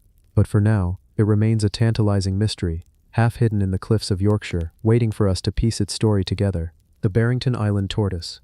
When scientists first examined the curious shell and skeletal remains of a tortoise discovered on Barrington Island, part of the Galapagos, they did not realize they were holding what might be the only surviving evidence of an entire extinct species.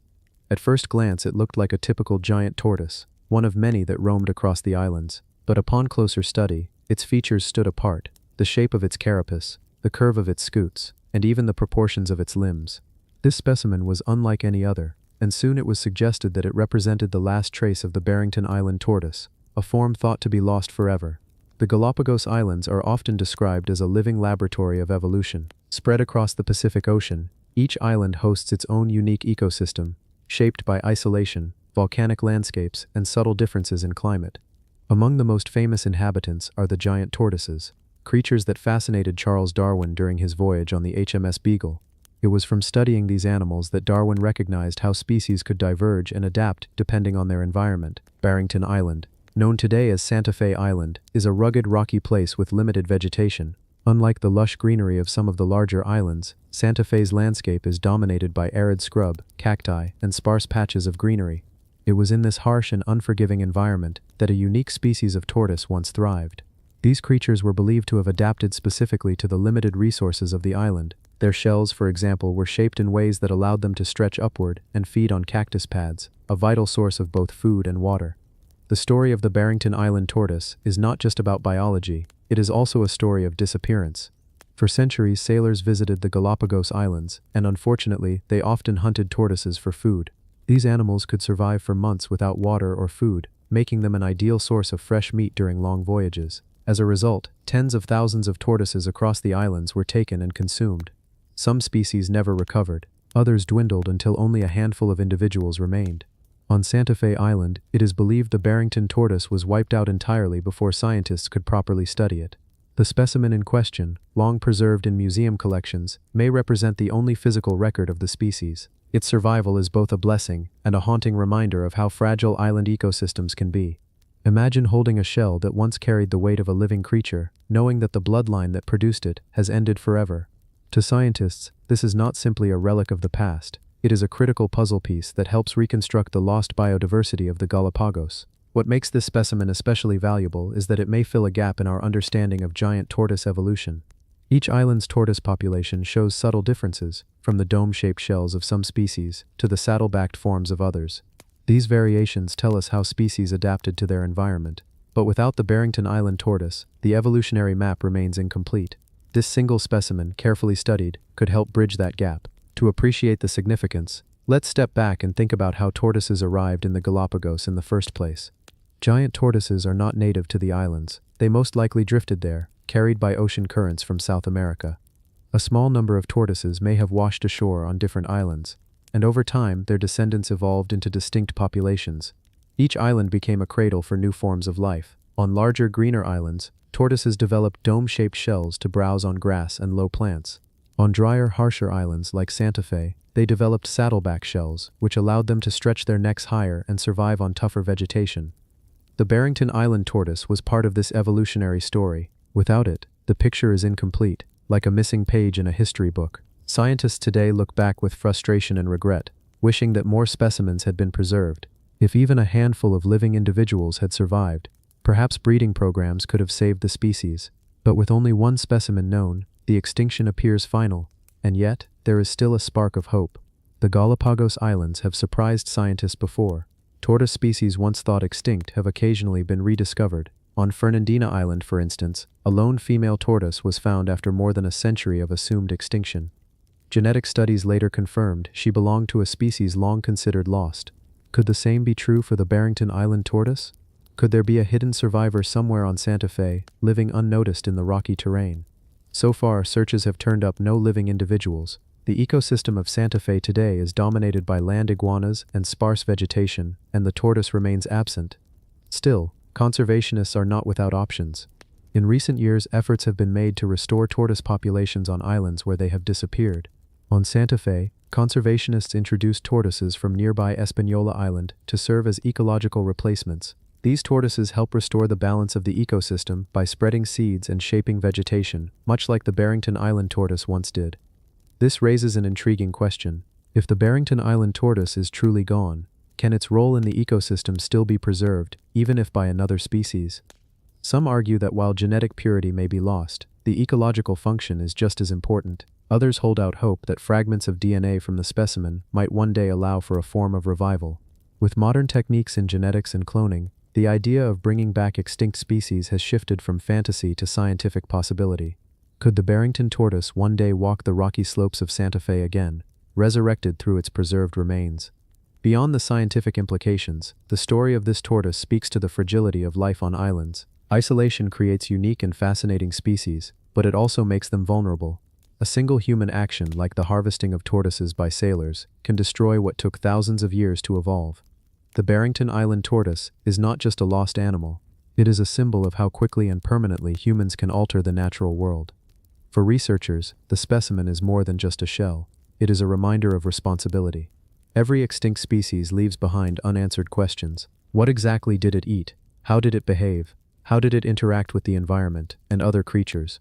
With the Barrington tortoise, many of these questions will never be answered. What remains is a shell, silent but powerful in its message. Imagine walking through the barren landscape of Santa Fe Island. The rocks are sun-baked, the cacti stand tall, and the air is dry. You see land iguanas scurrying between stones, but no tortoises. The silence feels heavier when you remember that once, great lumbering tortoises roamed here, shaping the land with their slow, deliberate movements. To know that they are gone forever creates a kind of haunting presence, an absence that feels almost physical. And yet within that absence lies knowledge. The single specimen of the Barrington tortoise, carefully preserved in collections, allows us to imagine what was once here. It gives scientists the ability to trace connections, to understand the past, and perhaps to better protect what remains. In the end, the specimen is not only valuable to science, but also to our shared understanding of life and loss. The Barrington Island tortoise may never return, but its legacy endures. Its story is a lesson in the importance of conservation, the cost of neglect, and the urgency of protecting species before they vanish. Every shell, every bone, every trace matters, and in this one tortoise, the last of its kind, we see both the fragility and resilience of nature. Pancake bell. There are objects in history that may seem small, ordinary, or even mundane at first glance, yet when we pause and look closer, they open a window into the rhythm of life centuries ago. The pancake bell is one such object. At first it might appear to be just another bell, a piece of iron or bronze that once hung in a church tower or a town square. But its story is tied to daily life, to food, to rituals, and even to the way people measured the passage of time before the age of wristwatches and digital clocks. The pancake bell was not just any bell. It served as a curfew bell, rung every single day at 6 in the morning and again at 6 in the evening. Its sound carried across towns and villages, signaling the start and end of the day for ordinary people. Imagine a time when not everyone could afford a clock, when the rising and setting of the sun was still the most reliable guide, and yet the striking sound of a bell provided a structure that brought the community together in a shared rhythm. For villagers, workers, and housewives alike, the ringing at 6 was more than noise. It was a command. It was a reminder.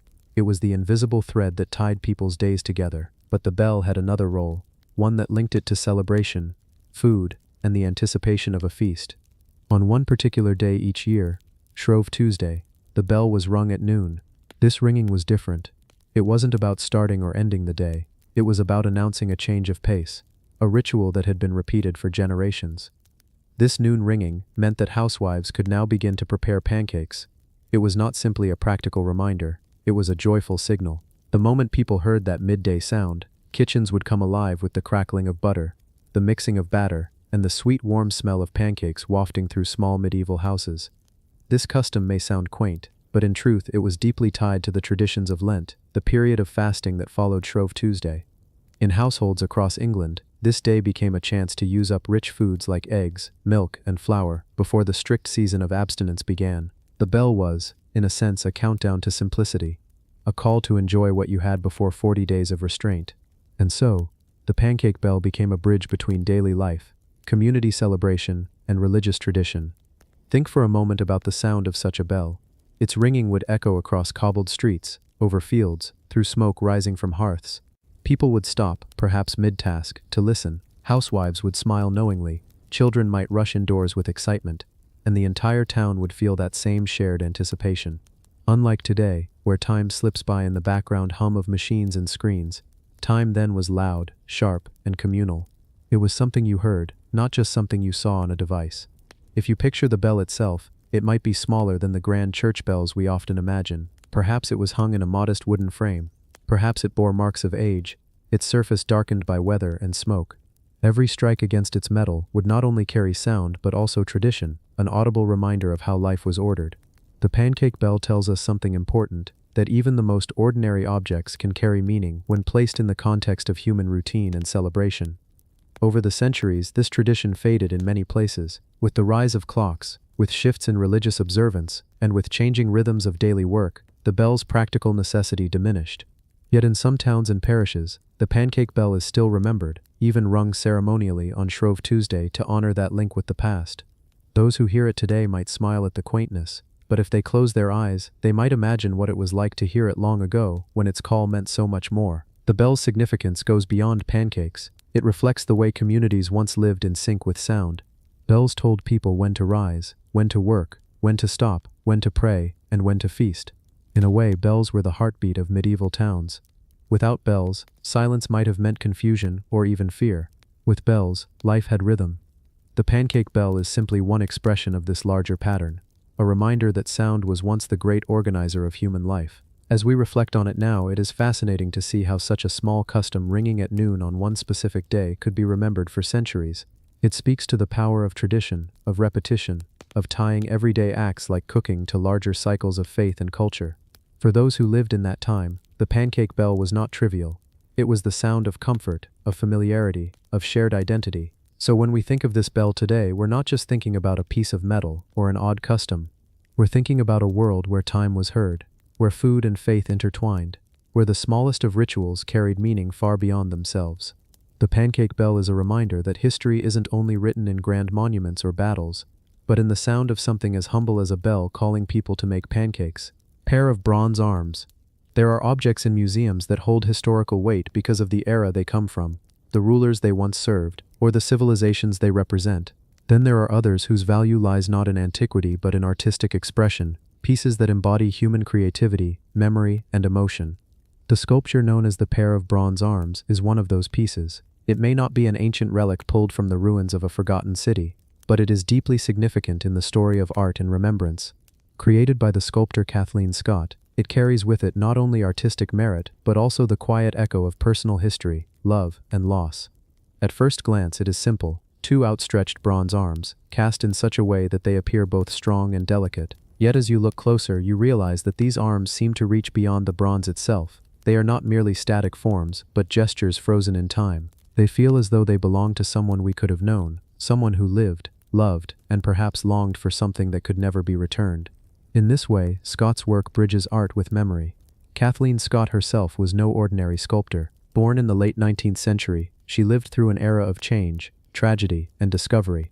But most importantly, she was the widow of the polar explorer Captain Robert Falcon Scott, the man who led the ill-fated Terra Nova expedition to the South Pole. His story is one of the most famous in the history of exploration.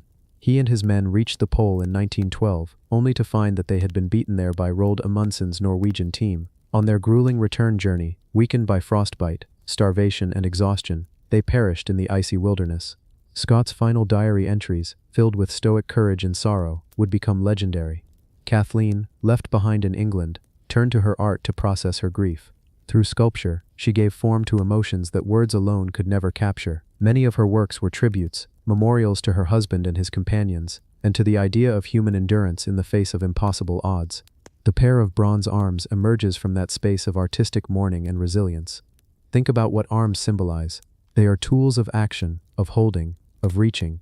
They embrace loved ones. They lift burdens. They extend outward into the world. In Kathleen's sculpture, the arms seem almost to reach into emptiness, as though grasping for something just beyond their touch.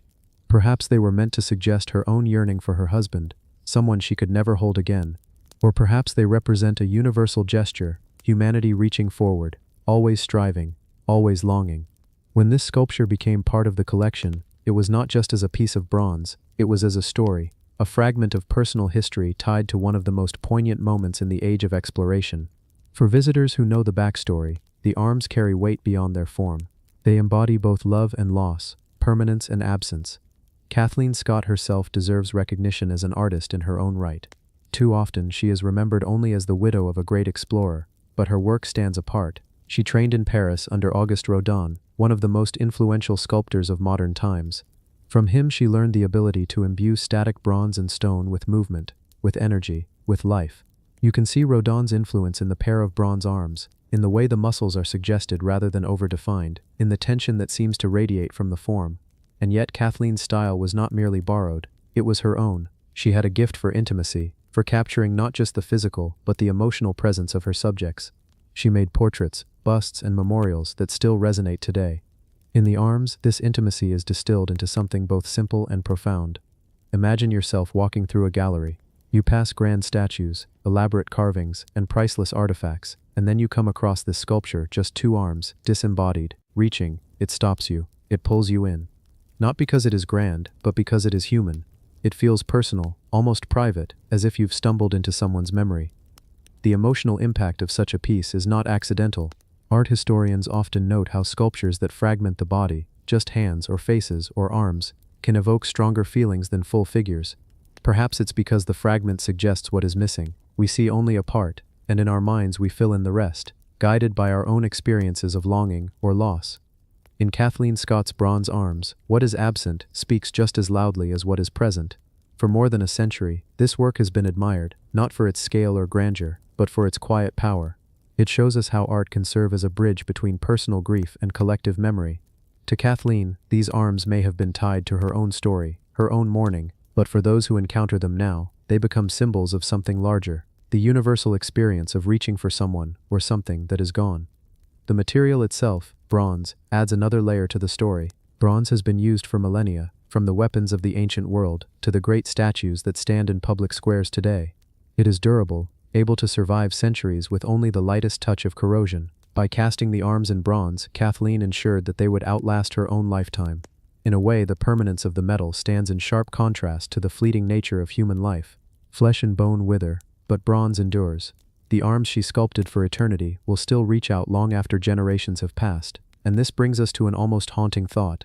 The real arms, the living ones she remembered, are gone forever. Captain Scott's body lies buried beneath the Antarctic snow, never recovered. Yet here, in a museum, the bronze arms reach out as if he might still be within their grasp. Art preserves what reality cannot. As you let your mind drift with this idea, the sculpture becomes less about its material presence and more about what it evokes.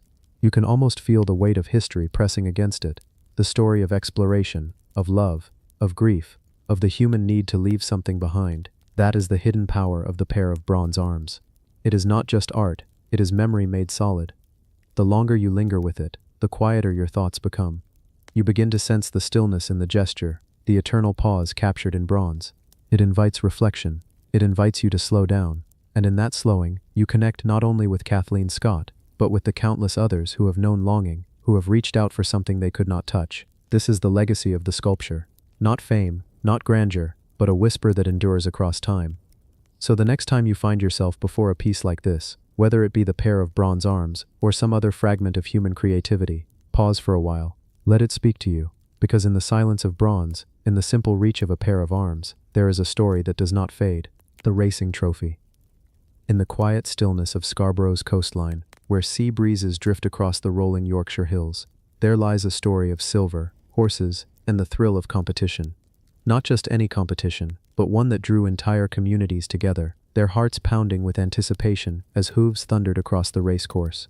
The object at the center of this story is a gleaming trophy, a magnificent piece of silverwork, given to the victor of the Scarborough races in the year 1850. This was no ordinary gift. The trophy was presented by none other than Lord Londesborough, the founder of the races, a man who envisioned Scarborough not only as a coastal retreat, but also as a place where society could gather, celebrate, and take part in great spectacles. And so, in 1850, when he handed over this trophy to the winning rider, he wasn't simply rewarding a race, he was marking the beginning of a tradition, one that combines sport, status, and craftsmanship. The racing trophy itself is as much a work of art as it is a symbol of victory. It is finely crafted silver, designed not only to impress the eye, but to embody prestige.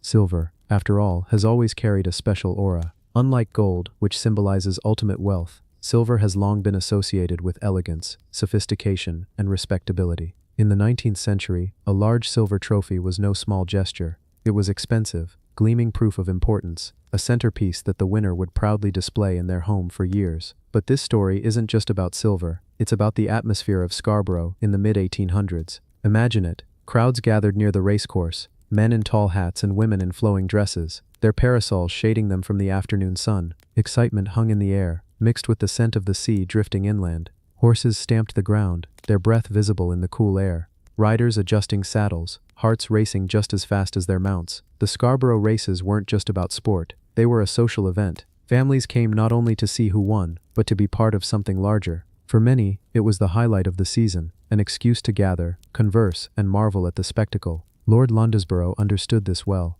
By creating the races, he gave Scarborough a new tradition, something that would echo across generations. And at the heart of it was the trophy.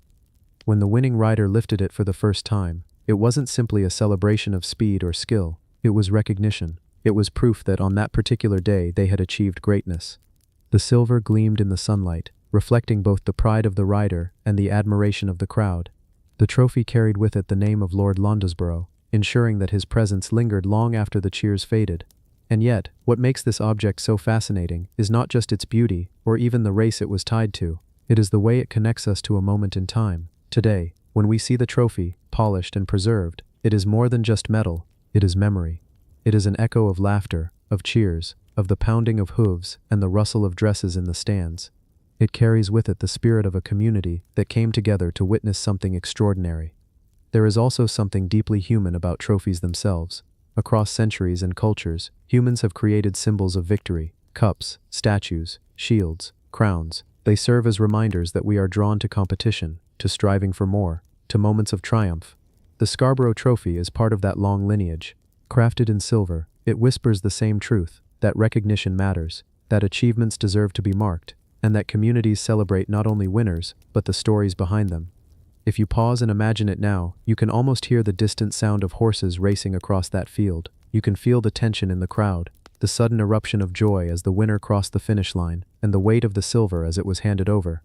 The trophy is quiet today, resting safely in its place, but its silence hides a history of noise, of excitement, and of pride. As you drift deeper into thought, consider how many hands must have touched this trophy over the years. How many times it was polished, admired, or pointed out as a symbol of a proud moment.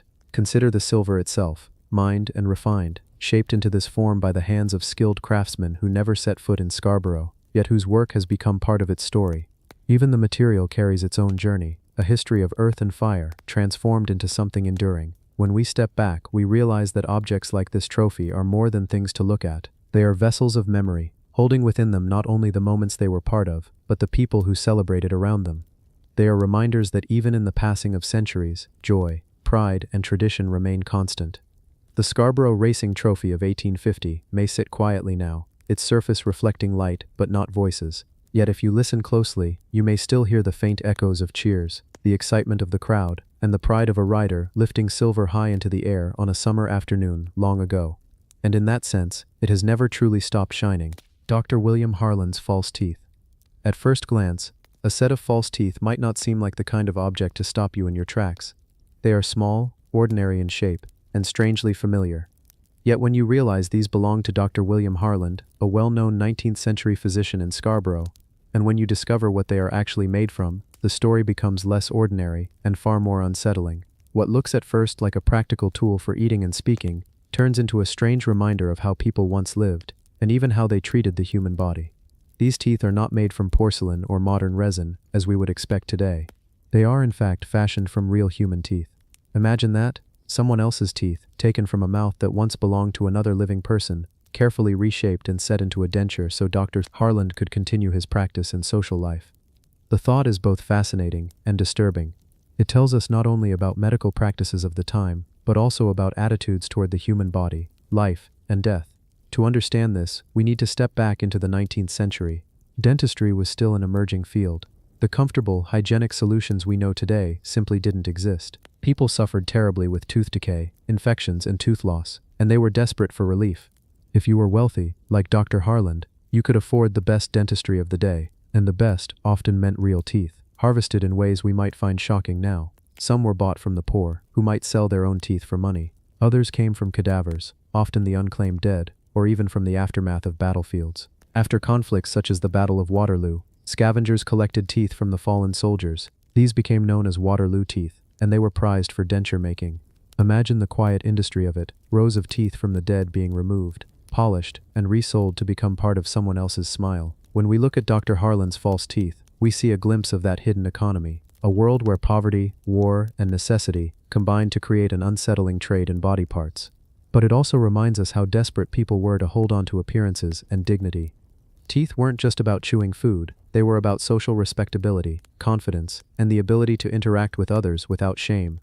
For Dr. Harlan, a respected physician, false teeth would have been essential. Imagine him visiting patients, prescribing treatments, and offering advice. His authority and confidence partly depended on how he looked and spoke. In a time when doctors were figures of trust, a gappy smile might undermine the image he needed to maintain.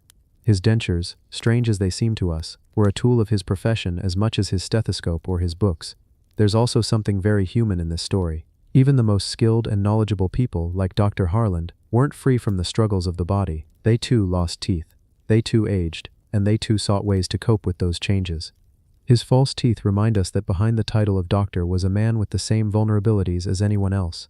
Think of the texture of those dentures, the weight of them in his mouth, the slight strangeness of biting down on something that wasn't truly his own. Did he ever think about the origins of those teeth? Did he ever pause to wonder who they had belonged to before him? Or did practicality silence such thoughts, the way necessity often does? The 19th century was a time of rapid medical advancement, but it was also a time when science often walked hand in hand with the macabre. Anatomy schools used bodies of the poor for dissections, grave robbing fed medical research, and objects like Dr. Harland's dentures were quietly normalized. It's a reminder that progress often comes at unsettling costs. Today, false teeth are created with materials that imitate the natural look of enamel but come from no one but the dentist's workshop. They are clean, safe, and hygienic. We never stop to think about them because they carry no trace of another life. But in Harland's time, the very act of smiling or speaking might carry the ghost of another person's body. It's easy to recoil from this idea, but we should also recognize the resilience and ingenuity of people in the past. They worked with what they had, often under difficult circumstances. Harland's false teeth, as strange as they seem, are a symbol of adaptation, of trying to live with dignity in an era before modern medicine offered easy answers. As we reflect on these dentures, sitting quietly now in a display case, we are reminded that history isn't always grand battles or golden treasures. Sometimes it lies in the intimate, everyday struggles of individuals. A set of false teeth can tell us as much about the human condition as a crown or a sword. They are a bridge between necessity and identity, between the body we are given and the ways we try to hold it together. And so, in this small but powerful object, we glimpse not only Dr. Harland's life, but also the wider story of medicine, class, and human resilience in the 19th century. His teeth, though false, tell a story that is all too real. Bean shells. When you think of the great collectors of history, your mind might immediately leap to kings, explorers, or wealthy patrons who filled their cabinets with the rarest treasures of the earth. But the story I'm about to share is one that belongs not to royalty, not to conquerors, but to a man whose passion for the natural world made him unforgettable. His name was William Bean, a man from Scarborough who in his time was described by one admirer as a very prince of collectors. At first glance, the objects tied to his name might not strike you as grand. They are not crowns, not weapons, not golden ornaments from distant lands. Instead, they are small shells, two particular types of sea snails collected with patience, dedication, and the sharp eye of someone who could find value in what most others would overlook. These are known today as the bean shells, and though they may appear delicate and simple, they carry within them a story that stretches across the scientific world of the 19th century into the rise of natural history as both a science and a passion. Let's slow down and imagine William Bean's world. It is the early 1800s in Scarborough, a seaside town on the rugged Yorkshire coast of England. The waves of the North Sea crash against the shore, the gulls cry overhead, and the people of the town go about their daily lives. Fishermen mending nets, traders selling their goods, children running barefoot across the sand. For most, the beach is simply a source of livelihood, or a place to pass by on the way to somewhere else. But for William Bean, it was a world of endless discovery. Bean was not just a casual shell collector, the sort of person who pockets a few shiny finds from the tide line. He was meticulous, observant, and relentless. He scoured the coastlines, turning over rocks, wading through pools, and combing the sands in search of shells that were not only beautiful but also rare. To him, each shell was not just an ornament, it was evidence, a clue, a fragment of nature's vast puzzle. Among all the shells he collected, two species stood out. They were so distinctive, so rare, that they came to bear his name, the bean shells. Imagine for a moment the feeling of finding something so unusual in the sand, something that had perhaps washed ashore after being carried by the tide for miles. It is small enough to rest on the tip of a finger, delicate enough to shatter if handled carelessly, yet significant enough to eventually earn a place in natural history. Why did people admire William Bean so much? Because he embodied a kind of curiosity and devotion that defined the age. The 19th century was a time of great hunger for knowledge. Museums were being filled with specimens. Scholars were classifying plants and animals with a new scientific rigor, and the idea that ordinary people could contribute to the great body of knowledge about the natural world was beginning to take hold. Bean was not a wealthy aristocrat funding expeditions across oceans. He was a man of Scarborough, working with the shorelines and waters he knew so well. His gift was his persistence. Others may have walked the same beaches and overlooked the very shells he picked up, but he had the eye of a true collector, one who could recognize not just beauty, but significance. Imagine him on a quiet morning, long before the crowds had gathered, walking along the damp sand with a basket in hand. The tide has just gone out, leaving behind pools of water that shimmer in the soft light. He kneels, turns over a stone, and there it is, a tiny shell, a little marvel, almost invisible to anyone else. He knows instantly that it's rare. Perhaps his heart even races a little. This shell, fragile as it is, could be something new to science.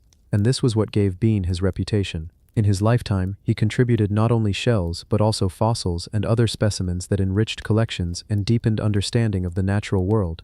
His contemporaries, men who themselves were shaping the foundations of modern natural history, recognized his skill and respected him deeply. To call him a prince of collectors was not just a casual phrase. It was an acknowledgement that William Bean was among the very best at what he did. The bean shells, then, are not just objects, they are symbols. Symbols of patience, of curiosity, and of the human ability to find wonder in the smallest corners of existence. Think about it.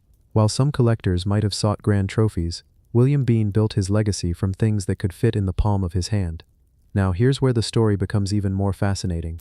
Collections like Bean's were not simply private hobbies. In the 19th century, they played a critical role in science. Natural history was not a closed field reserved for academics. It was shaped by amateurs, enthusiasts, and collectors who sent their findings to experts, corresponded with societies, and sometimes even published their own observations. Bean shells, along with countless other specimens he gathered, formed part of this great network of knowledge. One can imagine how his shells might have traveled beyond Scarborough. Perhaps he sent them to a museum in London, or perhaps other collectors came to see them in his home. Maybe they were catalogued in papers, or discussed among societies that debated classifications and species. Each shell, once just an unnoticed fragment of the sea, became part of a larger dialogue about the richness of life on Earth. There's something quietly beautiful about that. It reminds us that history is not only written by kings or generals. Sometimes it is carried forward by people who simply refuse to stop looking. People like William Bean, who walked the same beaches every day, but never lost the ability to see them as new.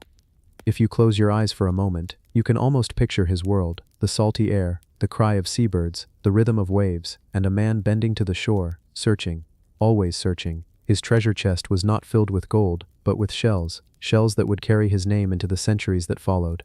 And so the bean shells are more than just two types of sea snails. They are the legacy of a man whose life reminds us that collecting is not just about possession. It is about noticing, preserving, and connecting with the natural world. It is about finding meaning in small things. It is about leaving behind something that tells future generations not just what you found, but who you were. Today, when we look at the bean shells in a collection, we are not just looking at sea snails. We are looking at William Bean himself, at his persistence, his passion, and his way of seeing the world. And maybe that's the true mystery here. How a man with no great wealth, no armies, and no palaces managed to secure a place in history, all because he cared enough to pick up a shell from the sand and recognize its worth. That's the story of William Bean and his shells, a story small in size, but vast in meaning. Aquamanal. In museums, certain objects catch the eye, not because of their size or grandeur, but because of the story they silently hold. One such object is the aquamanal, a vessel shaped like an animal, used in medieval Europe for pouring water.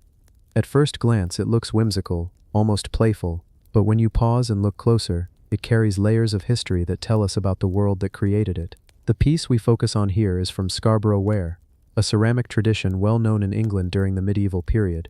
Scarborough ware itself was widely traded and admired. It was sturdy yet decorative, used by common households but also appreciated in wealthier circles. The aquamanal, in this case, is shaped like a ram. Its body swells with rounded curves, giving it a lifelike presence, while small applied pellets of clay are arranged across the surface, representing tufts of wool. These tiny additions might seem simple, but they transform the vessel from a practical object into something closer to art. Imagine holding it in your hands. It would feel heavier than expected. A solid piece of fired clay designed not only to serve water, but to spark attention. When water was poured from it, whether at a dining table or during ritual hand-washing, the ram shape would turn a simple act into a moment with character. This is the hidden beauty of medieval craftsmanship. Objects were rarely just functional, they were infused with imagination, symbolism, and meaning. The word aquamanal itself comes from the Latin aqua for water, and manus for hand. These vessels were used primarily for washing hands, often before meals or during religious ceremonies. In an age when hygiene was connected to ritual and symbolism, the act of washing was more than just practical. It was tied to purity, respect, and order. To pour water from the head or mouth of an animal-shaped vessel was to bring a touch of the extraordinary into an everyday act. The choice of a ram is intriguing. In many medieval contexts, animals carried symbolic weight. The ram, strong and stubborn, could represent vigor and leadership, but also sacrifice, echoing biblical themes. Medieval society was steeped in layers of meaning. To them, this was not just a jug shaped like a farm animal, it was an object that brought together belief, function, and artistry in a single form. Scarborough ware itself deserves closer attention. Originating from the coastal town of Scarborough in Yorkshire, it became one of the most recognizable ceramic traditions of its time. Its distinct green glaze was admired across England, giving even simple vessels an eye-catching jewel-like surface. The glaze was achieved through copper oxide, creating shades that ranged from pale green to deeper tones, depending on how it fired in the kiln. To medieval eyes, this glossy green finish carried an association with wealth, freshness, and liveliness. Owning Scarborough ware meant more than just having pottery. It meant holding a piece of beauty that reflected the pride of English craftsmanship. Now think about how this aquamanile would have been seen in its own day. Imagine a medieval dining hall. Long wooden tables stretch across the room. Guests sit on benches, cloaked against the draft of the stone walls. Before the meal, servants approach carrying vessels of water. But instead of plain jugs, they bring out this ram-shaped aquamanile. Water pours gracefully from its mouth into waiting basins, allowing each guest to wash their hands. The room is filled with the glow of torchlight, and in that flickering light, the green glaze of the vessel shines almost like emerald. The ordinary act of cleaning becomes ceremonial, framed by the artistry of the vessel itself. Aquamaniles were not unique to Scarborough ware. They existed across Europe, made in bronze, brass, and ceramics. Some took the form of lions, horses, even fantastical creatures like griffins. Each reflected the imagination of the society that created it. But this ram from Scarborough feels especially grounded in the world of medieval England. It connects directly to the animals that grazed the fields, the wool trade that shaped much of the English economy, and the symbolism that tied people's lives to the rhythms of nature and faith. The applied pellets of clay representing wool might seem like a minor detail, but in them lies a small wonder. These were added by hand, one by one, pressed onto the surface before the firing process. Each pellet is an echo of the maker's hand, a mark left behind by someone who lived centuries ago. Through them, we glimpse not just a vessel, but a human touch across time. Today, when you see this aquamanile in a museum, it may look like a curiosity on a shelf. Yet for medieval eyes, it was an object of status, utility, and symbolism. Its survival into our present day is itself remarkable. Clay is fragile. Many vessels broke, shattered, or were discarded. That this piece remains intact allows us to peer into a world where art and life were inseparable. The aquamanile also speaks to a universal truth about human creativity. Across cultures, people have always shaped everyday tools into works of beauty. Whether a carved spoon, a decorated bowl, or a painted pot, there is a desire to elevate the ordinary. The ram aquamanile is one example of this enduring impulse, to make objects that not only serve but inspire. It invites us to ask a deeper question: why animals? Why give vessels the shape of creatures from the natural world? In part, it may have been delight. To see a jug shaped like a ram must have brought smiles to faces, even in solemn moments. But there is also reverence in this choice. Animals were constant companions in medieval life, providing food, clothing, and labor. By shaping vessels into animal forms, people honored their presence, embedding them in daily rituals of sustenance and cleansing. Over time, aquamaniles faded from everyday use, replaced by simpler, more practical designs. Yet their legacy remains strong. In museums, they stand as reminders that even the simplest moments of life, washing hands, pouring water, were once touched by creativity and imagination. The Scarborough ram, with its glossy glaze and textured wool, continues to charm us centuries later. When you stand before it, you are looking not just at pottery, but at the values of a society. You see their humor, their devotion, their artistry. You see a world that found beauty not in separating art from life, but in blending the two seamlessly. The aquamanile asks us to pause, to notice the details, and to appreciate how even the most practical objects can carry stories across time. And perhaps that is the lesson this small ram carries forward. Objects outlast their makers. They become vessels not only of water, but of memory. They remind us that every age leaves behind artifacts that speak, sometimes quietly, sometimes boldly, of what it valued. This aquamanile, shaped in Scarborough centuries ago, is one of those voices. Soft, steady, and enduring.